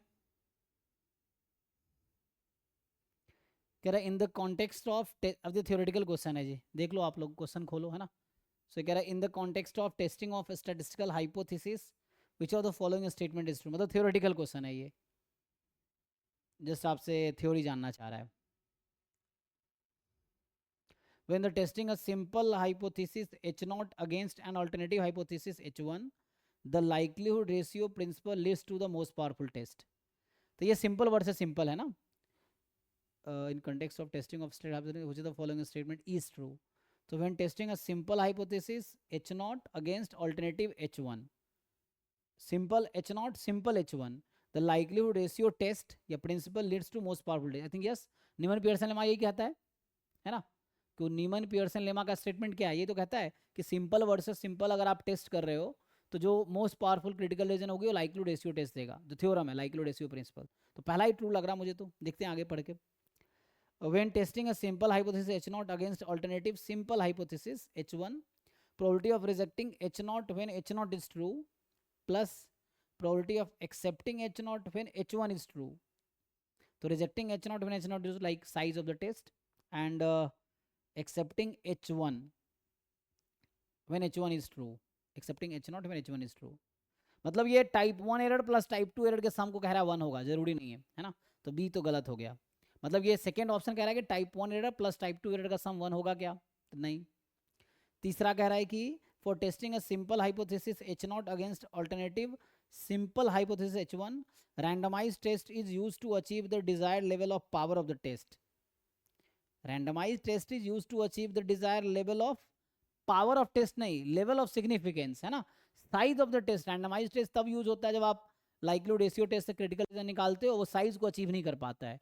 तो साइज को अचीव करने के लिए, लेवल ऑफ सिग्निफिकेंस को अचीव करने के लिए फिर वो रैंडमाइज टेस्ट, ये पावर कह रहा है इसलिए गलत होगा। And UMP test for testing a simple hypothesis against an alternative composite hypothesis always exist, no. इसका काउंटर एग्जांपल ये है कि x1 x2 xn है, नॉर्मल है ना, म्यू कॉमा 1 ले लो, तो इसमें आप H0 ले लो, mu is equal to 0, H1 ले लो, म्यू इज नॉन जीरो। यहाँ पे है ना थ्योरम आप जानते होंगे, नो यूएमपी टेस्ट एग्जिस्ट, ठीक है। तो इस क्वेश्चन में कोई uniformly most powerful test exist नहीं करता है, क्यों? क्योंकि x अगर यहाँ होता है H1 में म्यू मोर देन 0 तो क्रिटिकल रीजन आता x bar more than k, अगर होता म्यू लेस देन 0 तो क्रिटिकल रीजन आता less than k। So there is no unique, क्योंकि यूएमपी टेस्ट अगर एग्जिस्ट करेगी तो यूनिक होगी। So there is no unique critical region that gives the maximum power corresponding to all alternative hypothesis या all value of theta under alternative hypothesis. सो इसमें कोई exist नहीं करेगा, तो ये काउंटर एग्जाम्पल है, डी के लिए डी भी गलत, ए ही सही है, ठीक है। तो ए सिंपल कह रहा था कि सिंपल H0 है, सिंपल H1 है, सिंपल वर्सेस सिंपल में जो लाइक्लीहुड रेशियो टेस्ट या लाइक्लीहुड रेशियो प्रिंसिपल जो थ्योरम है, वो जो क्रिटिकल रीजन देगी वो मोस्ट पावरफुल होगा, ये नीमन पियर्सन लेमा का स्टेटमेंट है। तो ए ऑप्शन जो है वो नीमन पियर्सन लेमा का स्टेटमेंट है, दैट्स व्हाई ये ट्रू है, ठीक है। नेक्स्ट देखिए 56 जो कह रहा है आपको कि 56 यहाँ पे कि y1 y2 y3 be uncorrelated observations with common variance sigma square। so y1 y2 y3 uncorrelated है ना, so uncorrelated है, ठीक है। मतलब कोरिलेशन कोएफिशिएंट 0 है, मतलब इंडिपेंडेंट हो गया ना।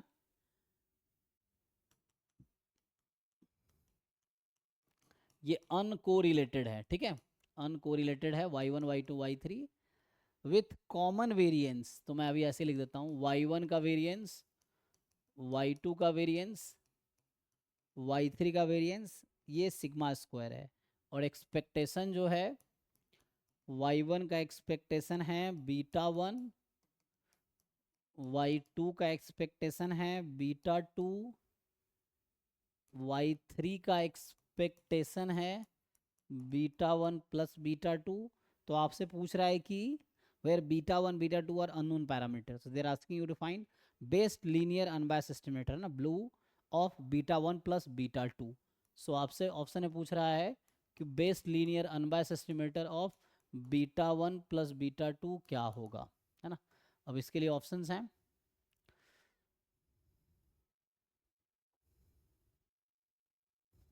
सो यहाँ ऑप्शन है, ए में है y3, बी में है y1 प्लस y2, सी में है 1/3 y1 plus y2 plus y3 and D में है क्या है 1/2 y1 plus y2 plus y3। बताइए चेक करके, क्वेश्चन क्लियर है ना, वो पढ़ लीजिए आप कि y1 y2 y3 आपको दे रखा है जिसका एक्सपेक्टेशन इसके अकॉर्डिंग है ना, ये और ये, और तीनों का वेरिएंस सिग्मा स्क्वायर है। तो आपसे पूछ रहा है कि और अनकोरिलेटेड है, मतलब कोरिलेशन कोफिशिएंट 0 होगा, इंडिपेंडेंट है ना, इस तरह से। So what is the best linear unbiased estimator of beta 1 plus beta 2? सोचिए और बताइए।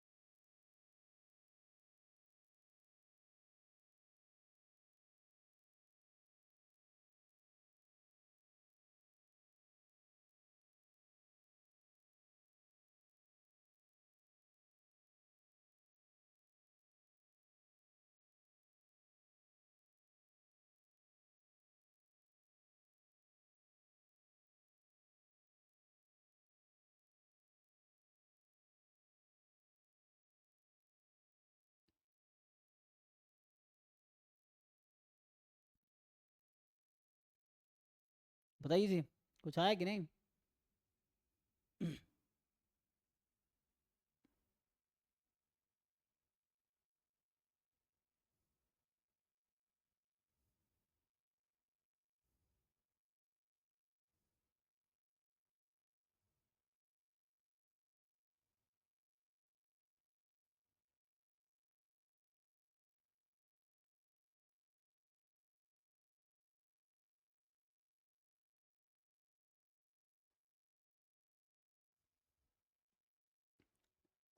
सी आ रहा है सर। सी आ रहा है? बाकी लोग यही कर पाएंगे? कैसे सॉल्व करते हैं? Expectation of y1 vector, y2 vector, y3 vector, ये कितना आएगा? सो यहाँ से जो आपके पास है β1 β2 β1 प्लस β2, यही ना? तो इसको अगर मैट्रिक्स फॉर्म में लिखे तो क्या लिख सकते हैं? 1 0 0 1 1 1, और यहाँ आ जाएगा β1 बीटा, नहीं एक मिनट, β1 β2 ना, यस, तो ऐसा हो जाएगा ना? सही लिख रहा है, देखिए एक बार। सो β1 कॉमा β2 ऐसा, क्योंकि इसको मल्टीप्लाई करेंगे तो यही आएगा। ओके, सो ई ऑफ, है ना, हम निकाल रहे थे वाई वेक्टर, तो कहने का मतलब वाई बराबर मॉडल क्या लेते हैं आप लोग? एक्स बीटा, बीटा है ना वेक्टर, यहाँ पे एक्स मैट्रिक्स, हालांकि एक्स तो मैट्रिक्स है, प्लस एप्सिलॉन, ये मॉडल है, कुछ इस तरह से देख लीजिए। सो तो एक्स वेक्टर क्या आ गया?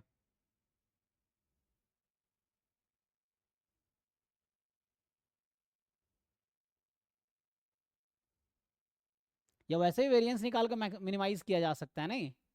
अगर हम लीनियर कॉम्बिनेशन ले ले और अनबायस्ड कर दे और वेरिएंस को मिनिमाइज कर दें, तो वैसे भी किया जा सकता है।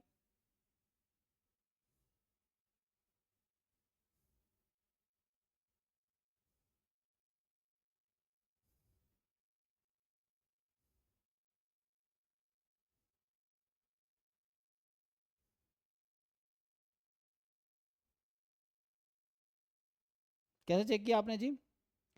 तो इससे क्या आएगा? तो एक्स वेक्टर यहाँ से ये आ गया, अब नहीं तो वैसे वेरिएंस को मिनिमाइज कर लो तो भी हो जाएगा लीनियर कॉम्बिनेशन लेके। तो सबका कॉमन वेरिएंस सिग्मा स्क्वायर है, तो सभी एस्टिमेटर्स का इंडिविजुअल वेरिएंस निकाला और उसमें से सी का मिनिमम था। अच्छा, वो आपने ऐसा किया कि जो ऑप्शंस हैं उसमें से आपने सबका वेरिएंस निकाल लिया, है ना? हाँ तो सबको पहले हाँ अनबायस्ड चेक किया, सब अनबायस्ड है क्या, है ना? फिर अनबायस्ड, ये भी अनबायस्ड है, हाँ ये भी सर, अनबायस्ड है, ये भी अनबायस्ड है, ये I think all are unbiased, unbiased.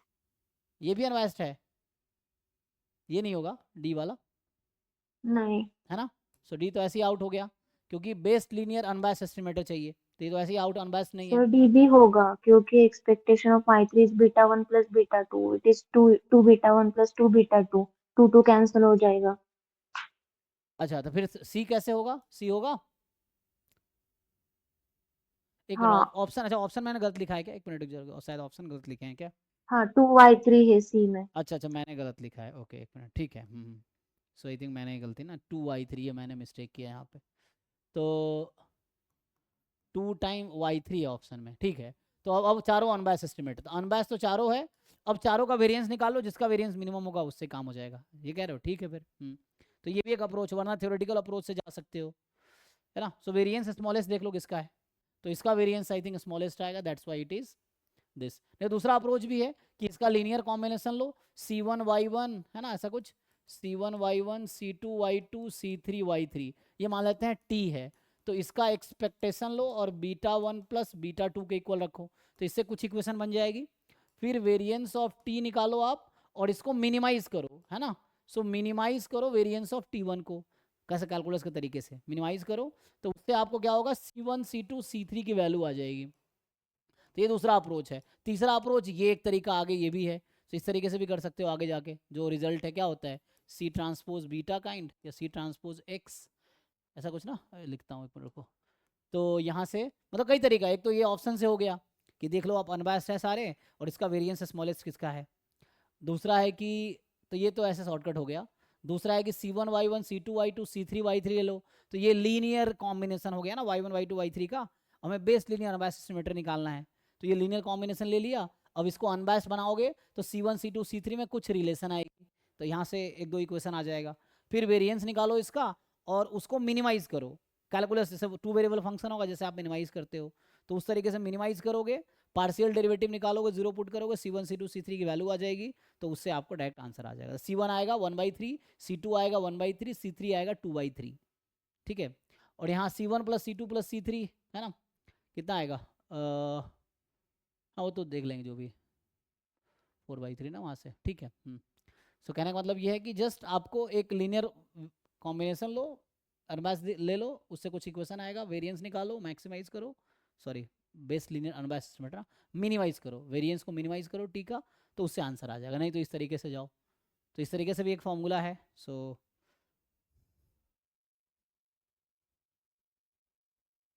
है ना, क्या होता है सी यहाँ पे जो मैं बोल रहा था सी ट्रांसपोज, सो सी क्या है यहाँ पे 1 1 ना, क्योंकि बीटा 1 प्लस बीटा 2 है ना, तो इसको लिख सकते हैं सो सी ट्रांसपोज बीटा, तो ऐसा कुछ होता है ना, तो इससे भी कर सकते हो, मतलब क्या गॉस मार्कोव थ्योरम है ऐसा कुछ है ना, C transpose beta is beta 1 plus beta 2, तो यहाँ सी आपका एक वेक्टर आ जाएगा 1 1, ऐसा कुछ आएगा, तो मतलब सी ट्रांसपोज आएगा 1 1 है ना, तो ऐसा आ जाएगा।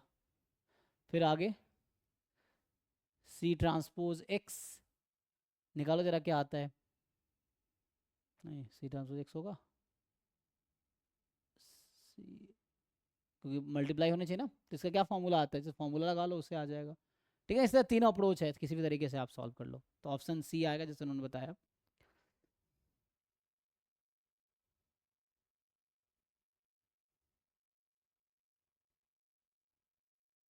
क्या आता है जी, ब्लू का फॉर्मूला क्या है, इसके आगे मैं ये पूछना चाह रहा था ना, इसमें क्या फॉर्मूला है इसका, ये जो आता है पहले तो सी ट्रांसपोज बीटा को आपने रख दिया बीटा 1 प्लस बीटा 2, तो सी आ गया, सी ट्रांसपोज ये आ गया, मतलब सी वेक्टर इज 1 1।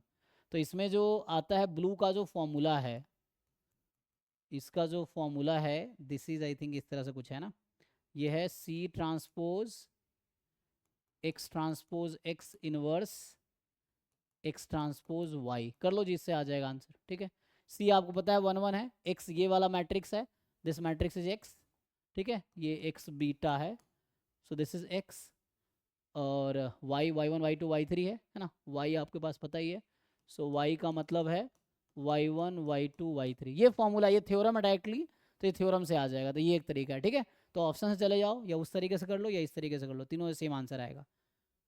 ठीक है जी, तो पहले हमने एक्सपेक्टेशन निकाले वाई वैक्टर का, ये आया, उससे ये बना लिया, तो ये मॉडल हमारे पास आ गया, एक्स बीटा प्लस एप्सिलॉन ये मॉडल है, उस पर फिट किया, तो एक्स मुझे ये मैट्रिक्स मिल गया, एंड वाई हमें पता ही है और बीटा पता ही है, सी यहाँ से सी ट्रांसपोज बीटा को बीटा 1 प्लस बीटा 2 रखा, जैसे सी आ गया 1 1, अब ये C transpose X whole inverse X transpose Y ये निकाल लो, तो ये जब निकालोगे तो वही सी ऑप्शन आएगा, तो आप अगर ये सॉल्व करोगे तो यही आएगा 1/3 y1 plus y2 plus 2y3। ठीक है, तो इससे आंसर आ जाएगा, किसी भी तरीके से कर लो आप लोग।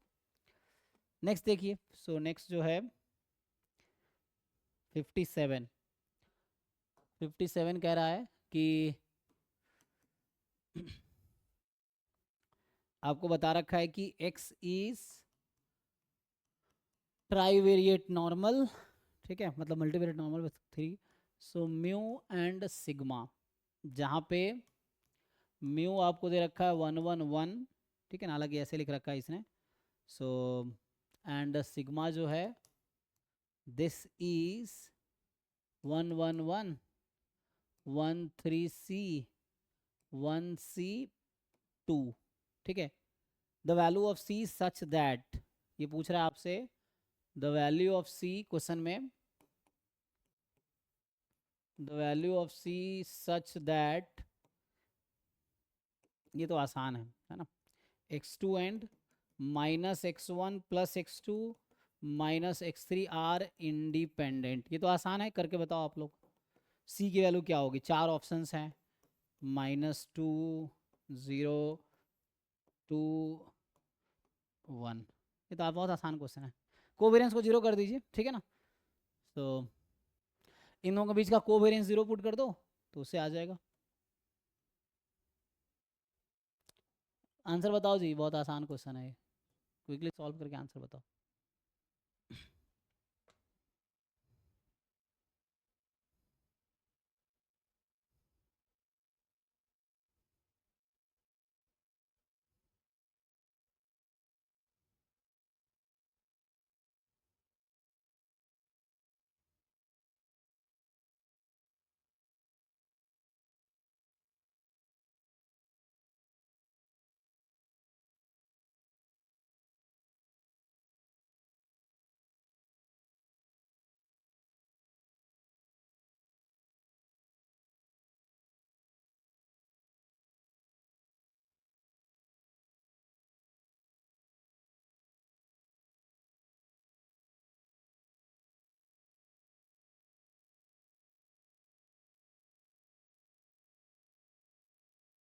2 आ रहा है सर। ठीक है ना, तो मुझे सॉल्व करने की जरूरत नहीं है ना, सिंपल है, आपको कोवेरियंस इसको 0 पुट करना है। Covariance of x2 with minus x1 plus x2 minus x3 is 0।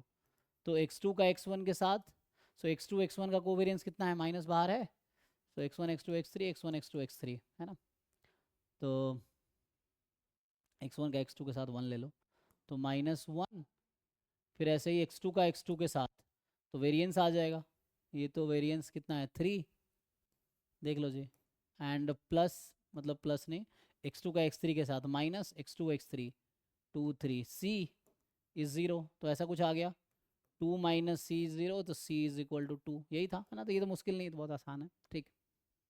सो 58 में आते हैं, सो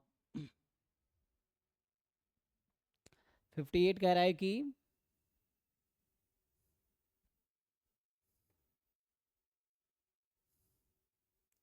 अच्छा ये सैम्पलिंग आई थी ना, a sample of size small n is drawn without replacement from a finite population of size capital N using an arbitrary sampling scheme.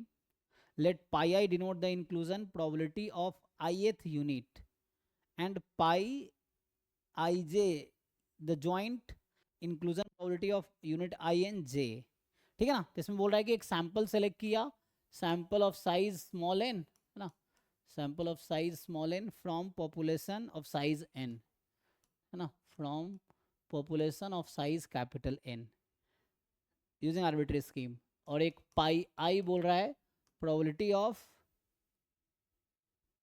ith unit, है ना, inclusion probability of ith unit, inclusion of ith unit, and pi I J है joint probability है, joint probability of, है ना, inclusion probability of, inclusion probability of ith unit and jth unit, ठीक है, सो आई जे दोनों का ज्वाइंट प्रोबेबिलिटी है। सो पूछ रहा है आपसे, है ना, जहाँ पे ये बता रहा है कि i less than equal to j less than equal to n more than equal to 1, ठीक है, सो यहाँ इक्वलिटी नहीं है, so which of the following statement is always true. अब पूछ रहा है कि which of the following statement is always true. पहला स्टेटमेंट है आपका summation pi I is n होगा where i from 1 to n। दूसरा summation pi I J where j is from 1 to capital N and j is not equal to I, ठीक है, so this is n time pi I where I is between 1 and n, ठीक है, and C option है, तो ये basic understanding पे I think, है ना, इसमें कुछ खास नहीं है, सो देख लो, ये बोल रहा है पाई आई जे, अगर आपको बेसिक थ्योरी पता है, प्रोबेबिलिटी होगा for all pi I J is more than 0 for all I comma J, है ना, for all I comma J, जहाँ पे 1 less than equal to I less than J less than equal to N, ठीक है, and fourth option जो है D option, ये बोल रहा है कि pi I pi J minus pi I J is more than 0, मतलब है ना, ये प्रोडक्ट ऑफ मार्जिनल्स और ये जॉइंट, है ना, घटाया उसमें से, सो ये पॉजिटिव होगा फॉर आई। तो कोई एक सिंपल एग्जांपल लेके भी कर सकते हो, कोई है ना, कोई एक स्कीम ले लो और एग्जांपल ले लो और उससे देख लो, मतलब डिस्कार्ड करने के लिए एग्जांपल से हो जाएगा, फॉर ऑल आई जे जहाँ पे 1 less than equal to I less than J less than n, बताओ, ये सिंपल प्रॉपर्टी आई थिंक, देख लो, सो क्या लगता है आपको क्या होना चाहिए।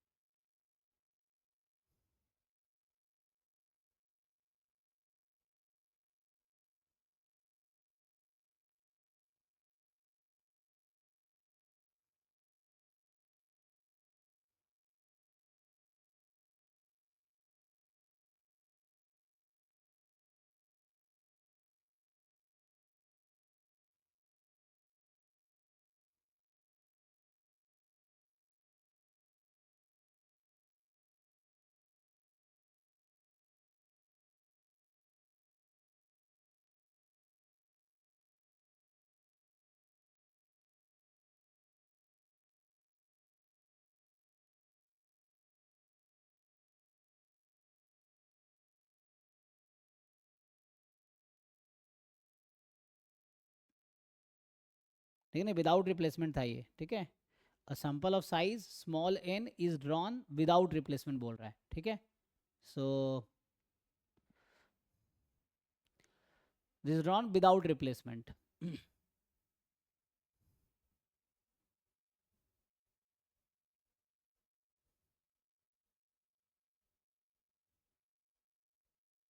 ठीक है ना, तो सिंपल प्रॉपर्टी है, इसमें कुछ करने की जरूरत थोड़ी है, इसमें प्रूफ थोड़ी करना, बस आपको सिंपल प्रॉपर्टी है ये, है ना। कि ये बोल रहा है कि unit 1 and plus probability of selecting unit 1 plus probability of selecting unit 2 plus probability of selecting unit 3 and all, है ना, probability of selecting unit n, so all की probability को ऐड करोगे तो कितना आएगा, तो सैम्पलिंग प्रोपोर्शंस कितना होता था, small n by capital n, तो उसके अकॉर्डिंग मल्टीप्लाई कर दोगे n से, तो यही n ही आ जाएगा, है ना। तो ये सिंपल प्रॉपर्टी है, इसमें कुछ खास है नहीं। बाकी एक ही ऑप्शन ट्रू है इसमें, क्योंकि सिंगल करेक्ट ऑप्शन है, तो उससे आ जाएगा।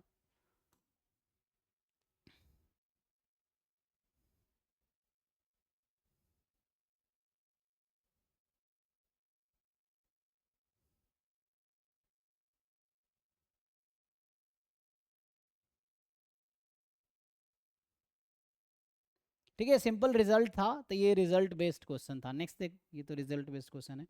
59 जो है आपके पास, 59 कह रहा है, तो अभी मुझे लग रहा है 49 से 60 तक आज हम लोग एक बार ट्राई कर लेंगे। 60 तक ही आता है, ठीक है ना। पार्ट बी में 49 से 60 जो क्वेश्चन है वो यूनिट 4 का होता है।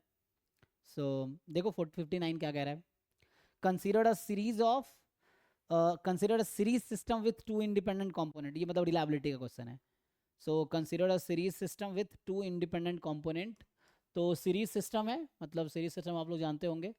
सो दो कंपोनेंट है, सीरीज में कनेक्टेड है, ठीक है, इस तरह से। सो कंपोनेंट 1 कंपोनेंट 2, ठीक है जी। So there are two components. So 59 पढ़िए, ठीक है। There are consider a series system with two component independent component C1 C2 मान लो।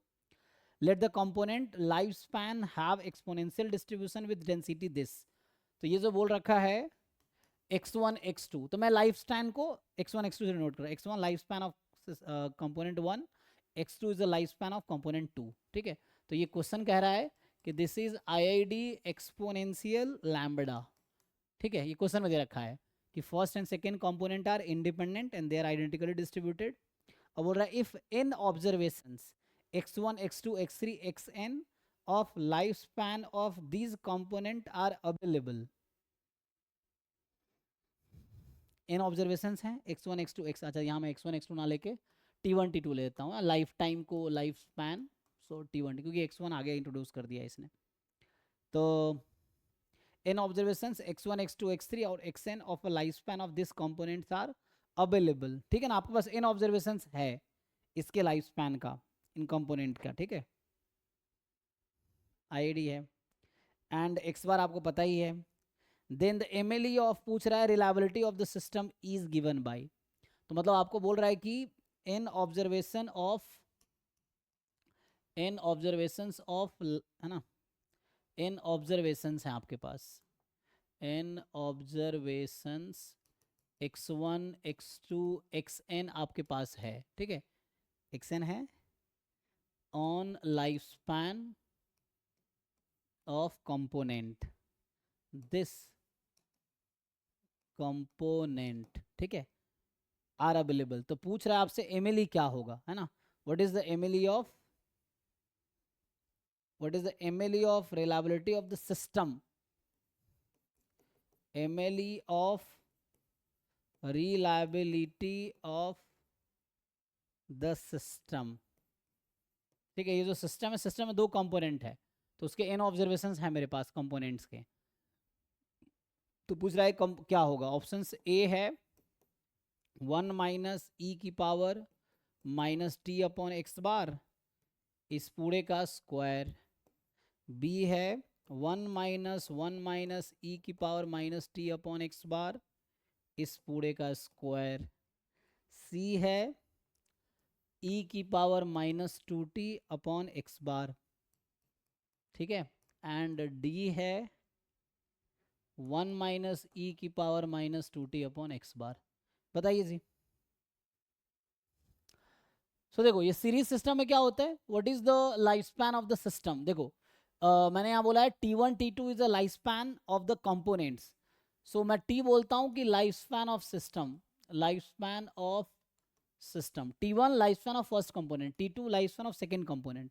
तो ये T का क्या रिलेशन है T1 T2 के साथ? सीरीज में क्या करते हैं आप लोग? क्या होता है? पैरेलल सिस्टम में एडिशन. नहीं, ये लोअर क्लास में था ना फिजिक्स में पढ़ते थे लॉजिक गेट्स, उस तरह से है. ये क्या होता है कि this system will work if and only if both will work. तो दोनों अगर वन है तभी वन होगा, कोई भी एक जीरो हुआ तो जीरो हो जाएगा. तो ऐसा कब होता है? Minimum of T1 T2. ये है मतलब देखिए अगर T1 0 T2 0 तो T 0 हो जाएगा. जीरो मतलब नॉट वर्किंग, वन मतलब वर्किंग. ठीक, तो T1 T2 में से किसी भी एक को जीरो रख दो, मतलब any one is not working, system will not work. तो T1 को जीरो रखो या T2 को जीरो रखो, T 0 आ जाएगा. If both T1 T2 are one means both are working then system will be working. तो मतलब दोनों वन होगा तभी सिस्टम वर्क करेगा. सो ये मिनिमम जो है ये सिस्टम की रिलायबिलिटी मतलब फॉर्मूला है. अगर T1 T2 are reliability of components then minimum of T1 T2 is the reliability of the system. तो इसका डिस्ट्रीब्यूशन क्या हो गया? सिंपल थ्योरम है ये, तो सिंपल थ्योरम आपने पढ़ा होगा. कोई बताइए.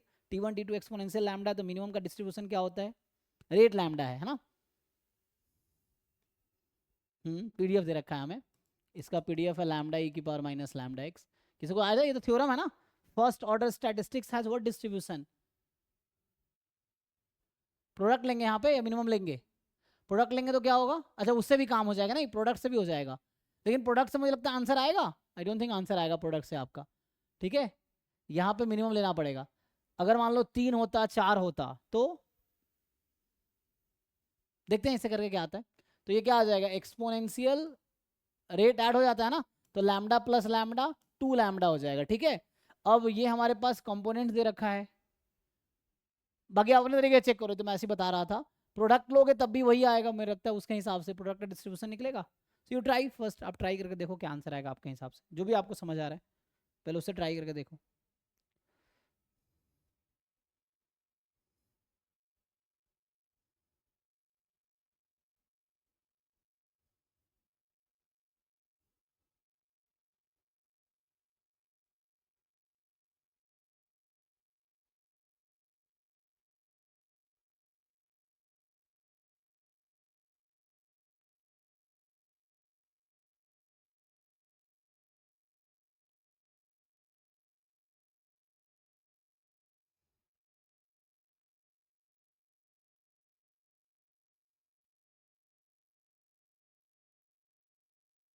सो रिलायबिलिटी का मतलब क्या होता है? Reliability of system. इसका मतलब probability T more than T, यही रिलायबिलिटी है ना, 1 माइनस सी डी एफ. तो ये कितना होगा? टी मोर देन टी कितना आएगा?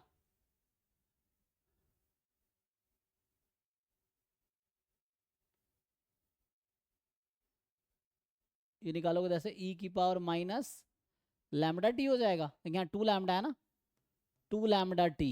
अच्छा, और सी डी एफ निकालेंगे तो क्या होता? रिलायबिलिटी फंक्शन एंड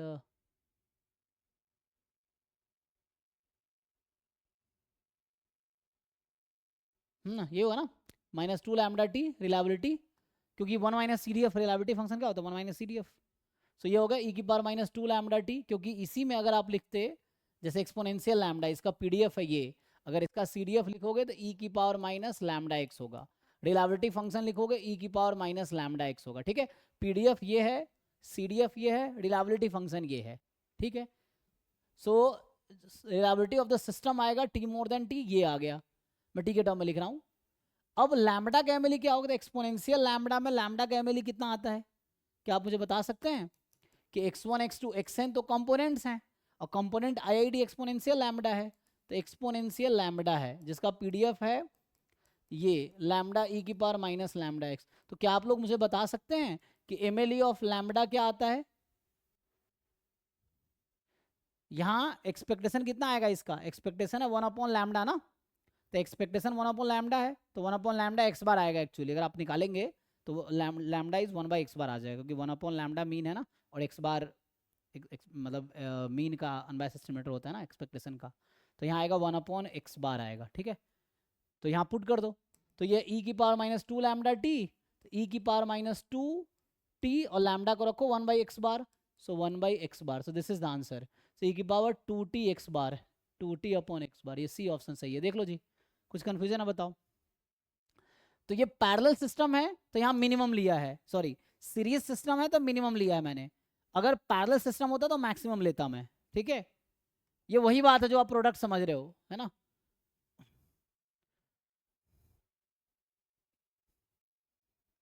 कुछ कन्फ्यूजन है बताइए, देख लो।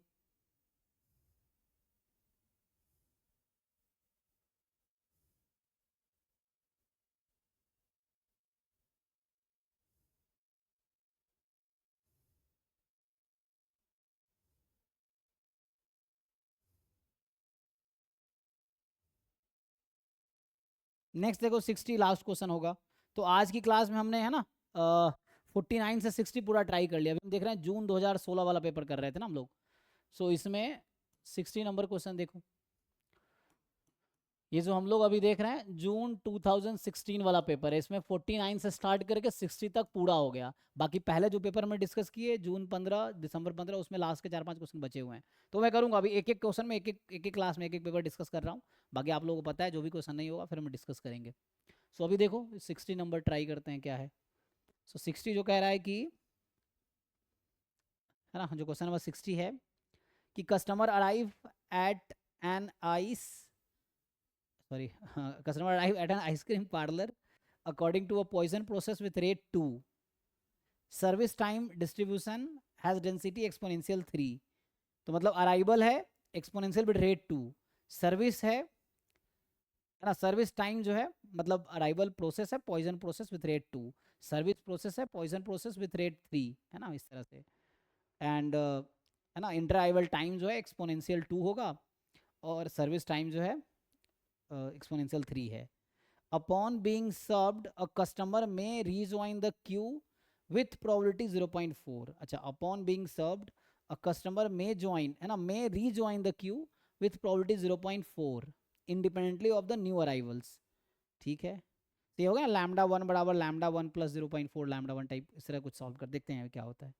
सो अच्छा प्रोबेबिलिटी है ना, ठीक है। Upon being served a customer may rejoin the queue with probability 0.4 independently of the new arrivals. Also a returning customers service time is the same as of the new arriving customer, ठीक है। तो customer का service time से दोबारा आएगा तब भी service time वही रहेगा जो शुरू में था, ठीक है। सो हाँ, मिनिमम से सही है ना, मिनिमम मैक्सिमम से कीजिए इजी रहेगा क्योंकि एक्सपोनेंशियल है ना, तो मिनिमम का डिस्ट्रीब्यूशन डायरेक्ट पता है इसीलिए। ठीक है, इस पे आते हैं। तो कह रहे हैं customer behave independently of each other, xt is the number of customer in the queue at time t। ठीक है जी, तो इसमें ये बोलना चाह रहा है कि जो अराइवल है वो अराइवल रेट 2 है और सर्विस रेट 3 है, ठीक है। अराइवल रेट 2 है, सर्विस रेट 3 है। जो कस्टमर क्यू में है वो दोबारा ज्वाइन कर लेगा क्यू को, मतलब upon serve the customer, service के बाद customer will join the queue again with probability 0.4। तो अब कह रहा है कि xt एक नया आपको डिफाइन किया है, xt is number of customer in the queue at time t, number of customer in the queue at time t, ठीक। So which of the following statement is correct. तो ऑप्शन ए जो कह रहा है कि xt grows without bound with probability 1, xt grows without bound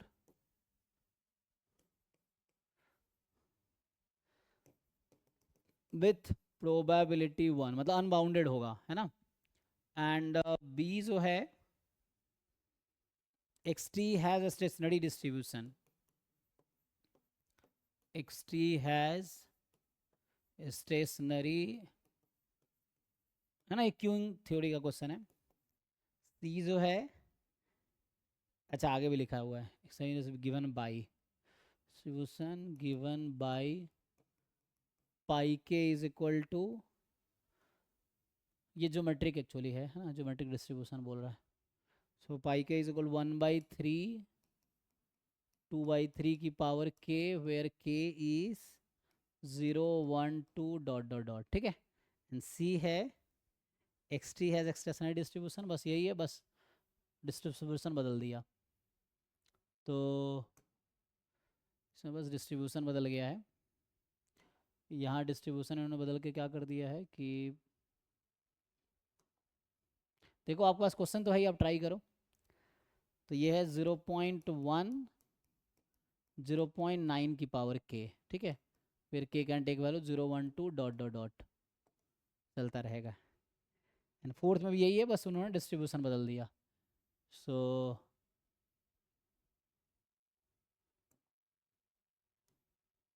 ठीक है, सो D option भी यही है, बस आपका यहाँ डिस्ट्रीब्यूशन चेंज हो गया।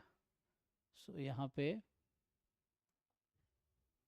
पाई के इज 0.4 0.6 की पावर k, फिर k take value 0 1 2 dot dot. बताइए, तो ये अभी के लिए ना हमने 2016 जून वाला पार्ट बी के जितने 12 क्वेश्चन वो डिस्कस मतलब कर रहे हैं,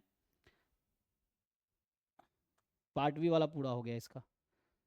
तो आप लोग खुद से सॉल्यूशन बनाओ, है ना, घर पे बैठ के एक बार फिर से, जैसे मैंने किया ना, फिर से बैठ के सारे पेपर का आप सॉल्यूशन लिखो, जो भी ईयर वाइज पेपर है 2011 से लेकर 24 तक, अभी एक एक क्वेश्चन का सॉल्यूशन खुद से लिखो, तो उससे आपके पास रिकॉर्ड भी रहेगा और आप रिवाइज भी कर पाओगे और रिवीजन भी हो जाएगा, तो एग्ज़ाम में अर्ली ईजी रहेगा आपको, है ना।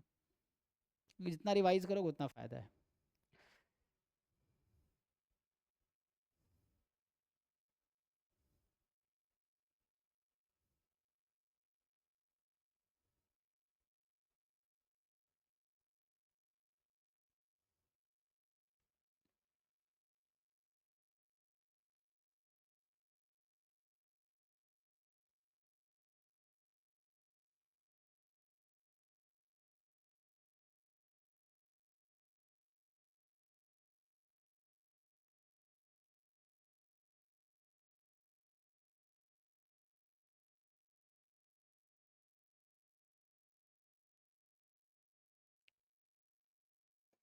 ठीक है जी, MM1 है लेकिन यहाँ पे रीज्वाइन हो रहा है ना, ये MM1 है लेकिन विथ ना कस्टमर रीज्वाइन विथ प्रोबेबिलिटी 0.4 है ना, यहाँ पे एक कंडीशन था ना, served customer rejoin Q with probability 0.4, है ना, इस तरीके से है।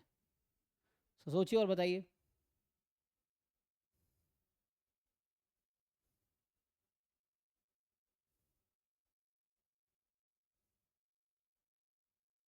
तो आपको इफेक्टिव रेट निकालना पड़ेगा, है ना, तो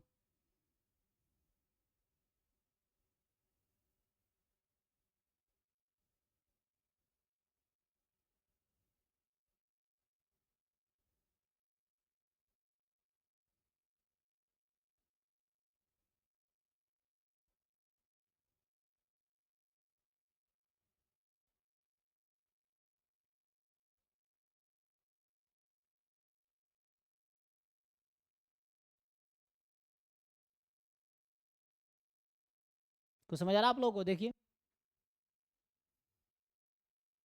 यहाँ पे इफेक्टिव रेट निकालना पड़ेगा ना, अराइवल रेट, क्योंकि अराइवल रेट चेंज हो रहा है। तो हमने एक क्वेश्चन इस तरह का किया था कुछ दिन पहले, इन्होंने पूछे थे ना, आपने पूछे थे संजीवनी, जब एक बार था कि एक क्यू से दूसरे क्यू में, दूसरे क्यू से फर्स्ट क्यू में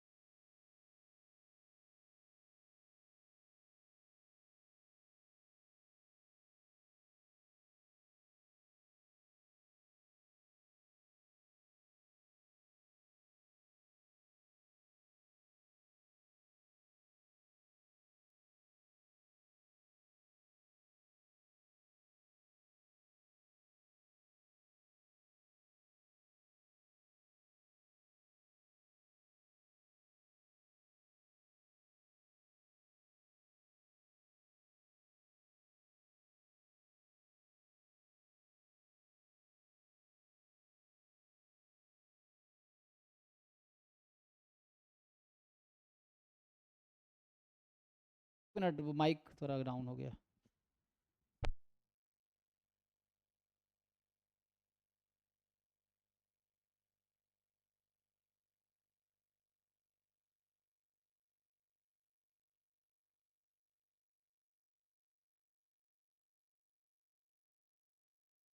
कह रहा था, ठीक है ना, तो इफेक्टिव अराइवल रेट तो ये है ना, इफेक्टिव अराइवल रेट ये है, और ये सर्विस रेट है। तो रो की जो वैल्यू है लैम्डा अपॉन म्यू, जो कि मोर देन 1 हो गई, और होना क्या चाहिए था, लेस देन 1। तो इसका मतलब है सिस्टम इज अनस्टेबल, है ना, सिस्टम इज अनस्टेबल, और अनस्टेबल है तो ये विदाउट बाउंड होगा, तो ए सही है, बाकी गलत होगा। Unstable system do not have stationary distribution, एक बार चेक कर लो।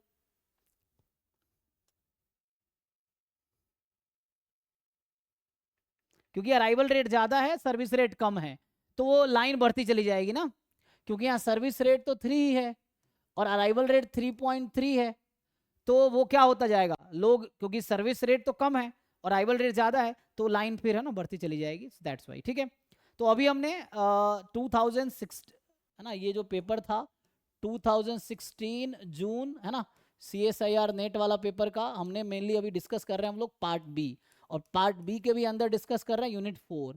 तो आज हमने यूनिट 4 के क्वेश्चन नंबर 40 से 49 से क्वेश्चन नंबर 60, इतना ही आता है ना, 12 क्वेश्चन आते हैं पार्ट बी यूनिट 4 से, ठीक है, 12 क्वेश्चन, ईच क्वेश्चन 3 मार्क्स का है, तो ये 36 मार्क्स का है ना कंट्रीब्यूशन है इसका, ये है। और आपको पार्ट बी में टोटल करने होते हैं 25 क्वेश्चन, है ना, तो 12 क्वेश्चन तो यहीं से आते हैं, 12 में से आप घर पर अगर 6-7 क्वेश्चन का भी टारगेट रखोगे तो 50% यहाँ से कर सकते हो, बाकी और टॉपिक देख लो, है ना, लीनियर रियल जैसे कल मैं बता रहा था। ठीक है, तो कल आगे कंटिन्यू करते हैं, मे बी कल, है ना, 2016 वाला दिसंबर का पेपर करेंगे, तो आप ये चाहो तो ट्राई करके भी आ सकते हो।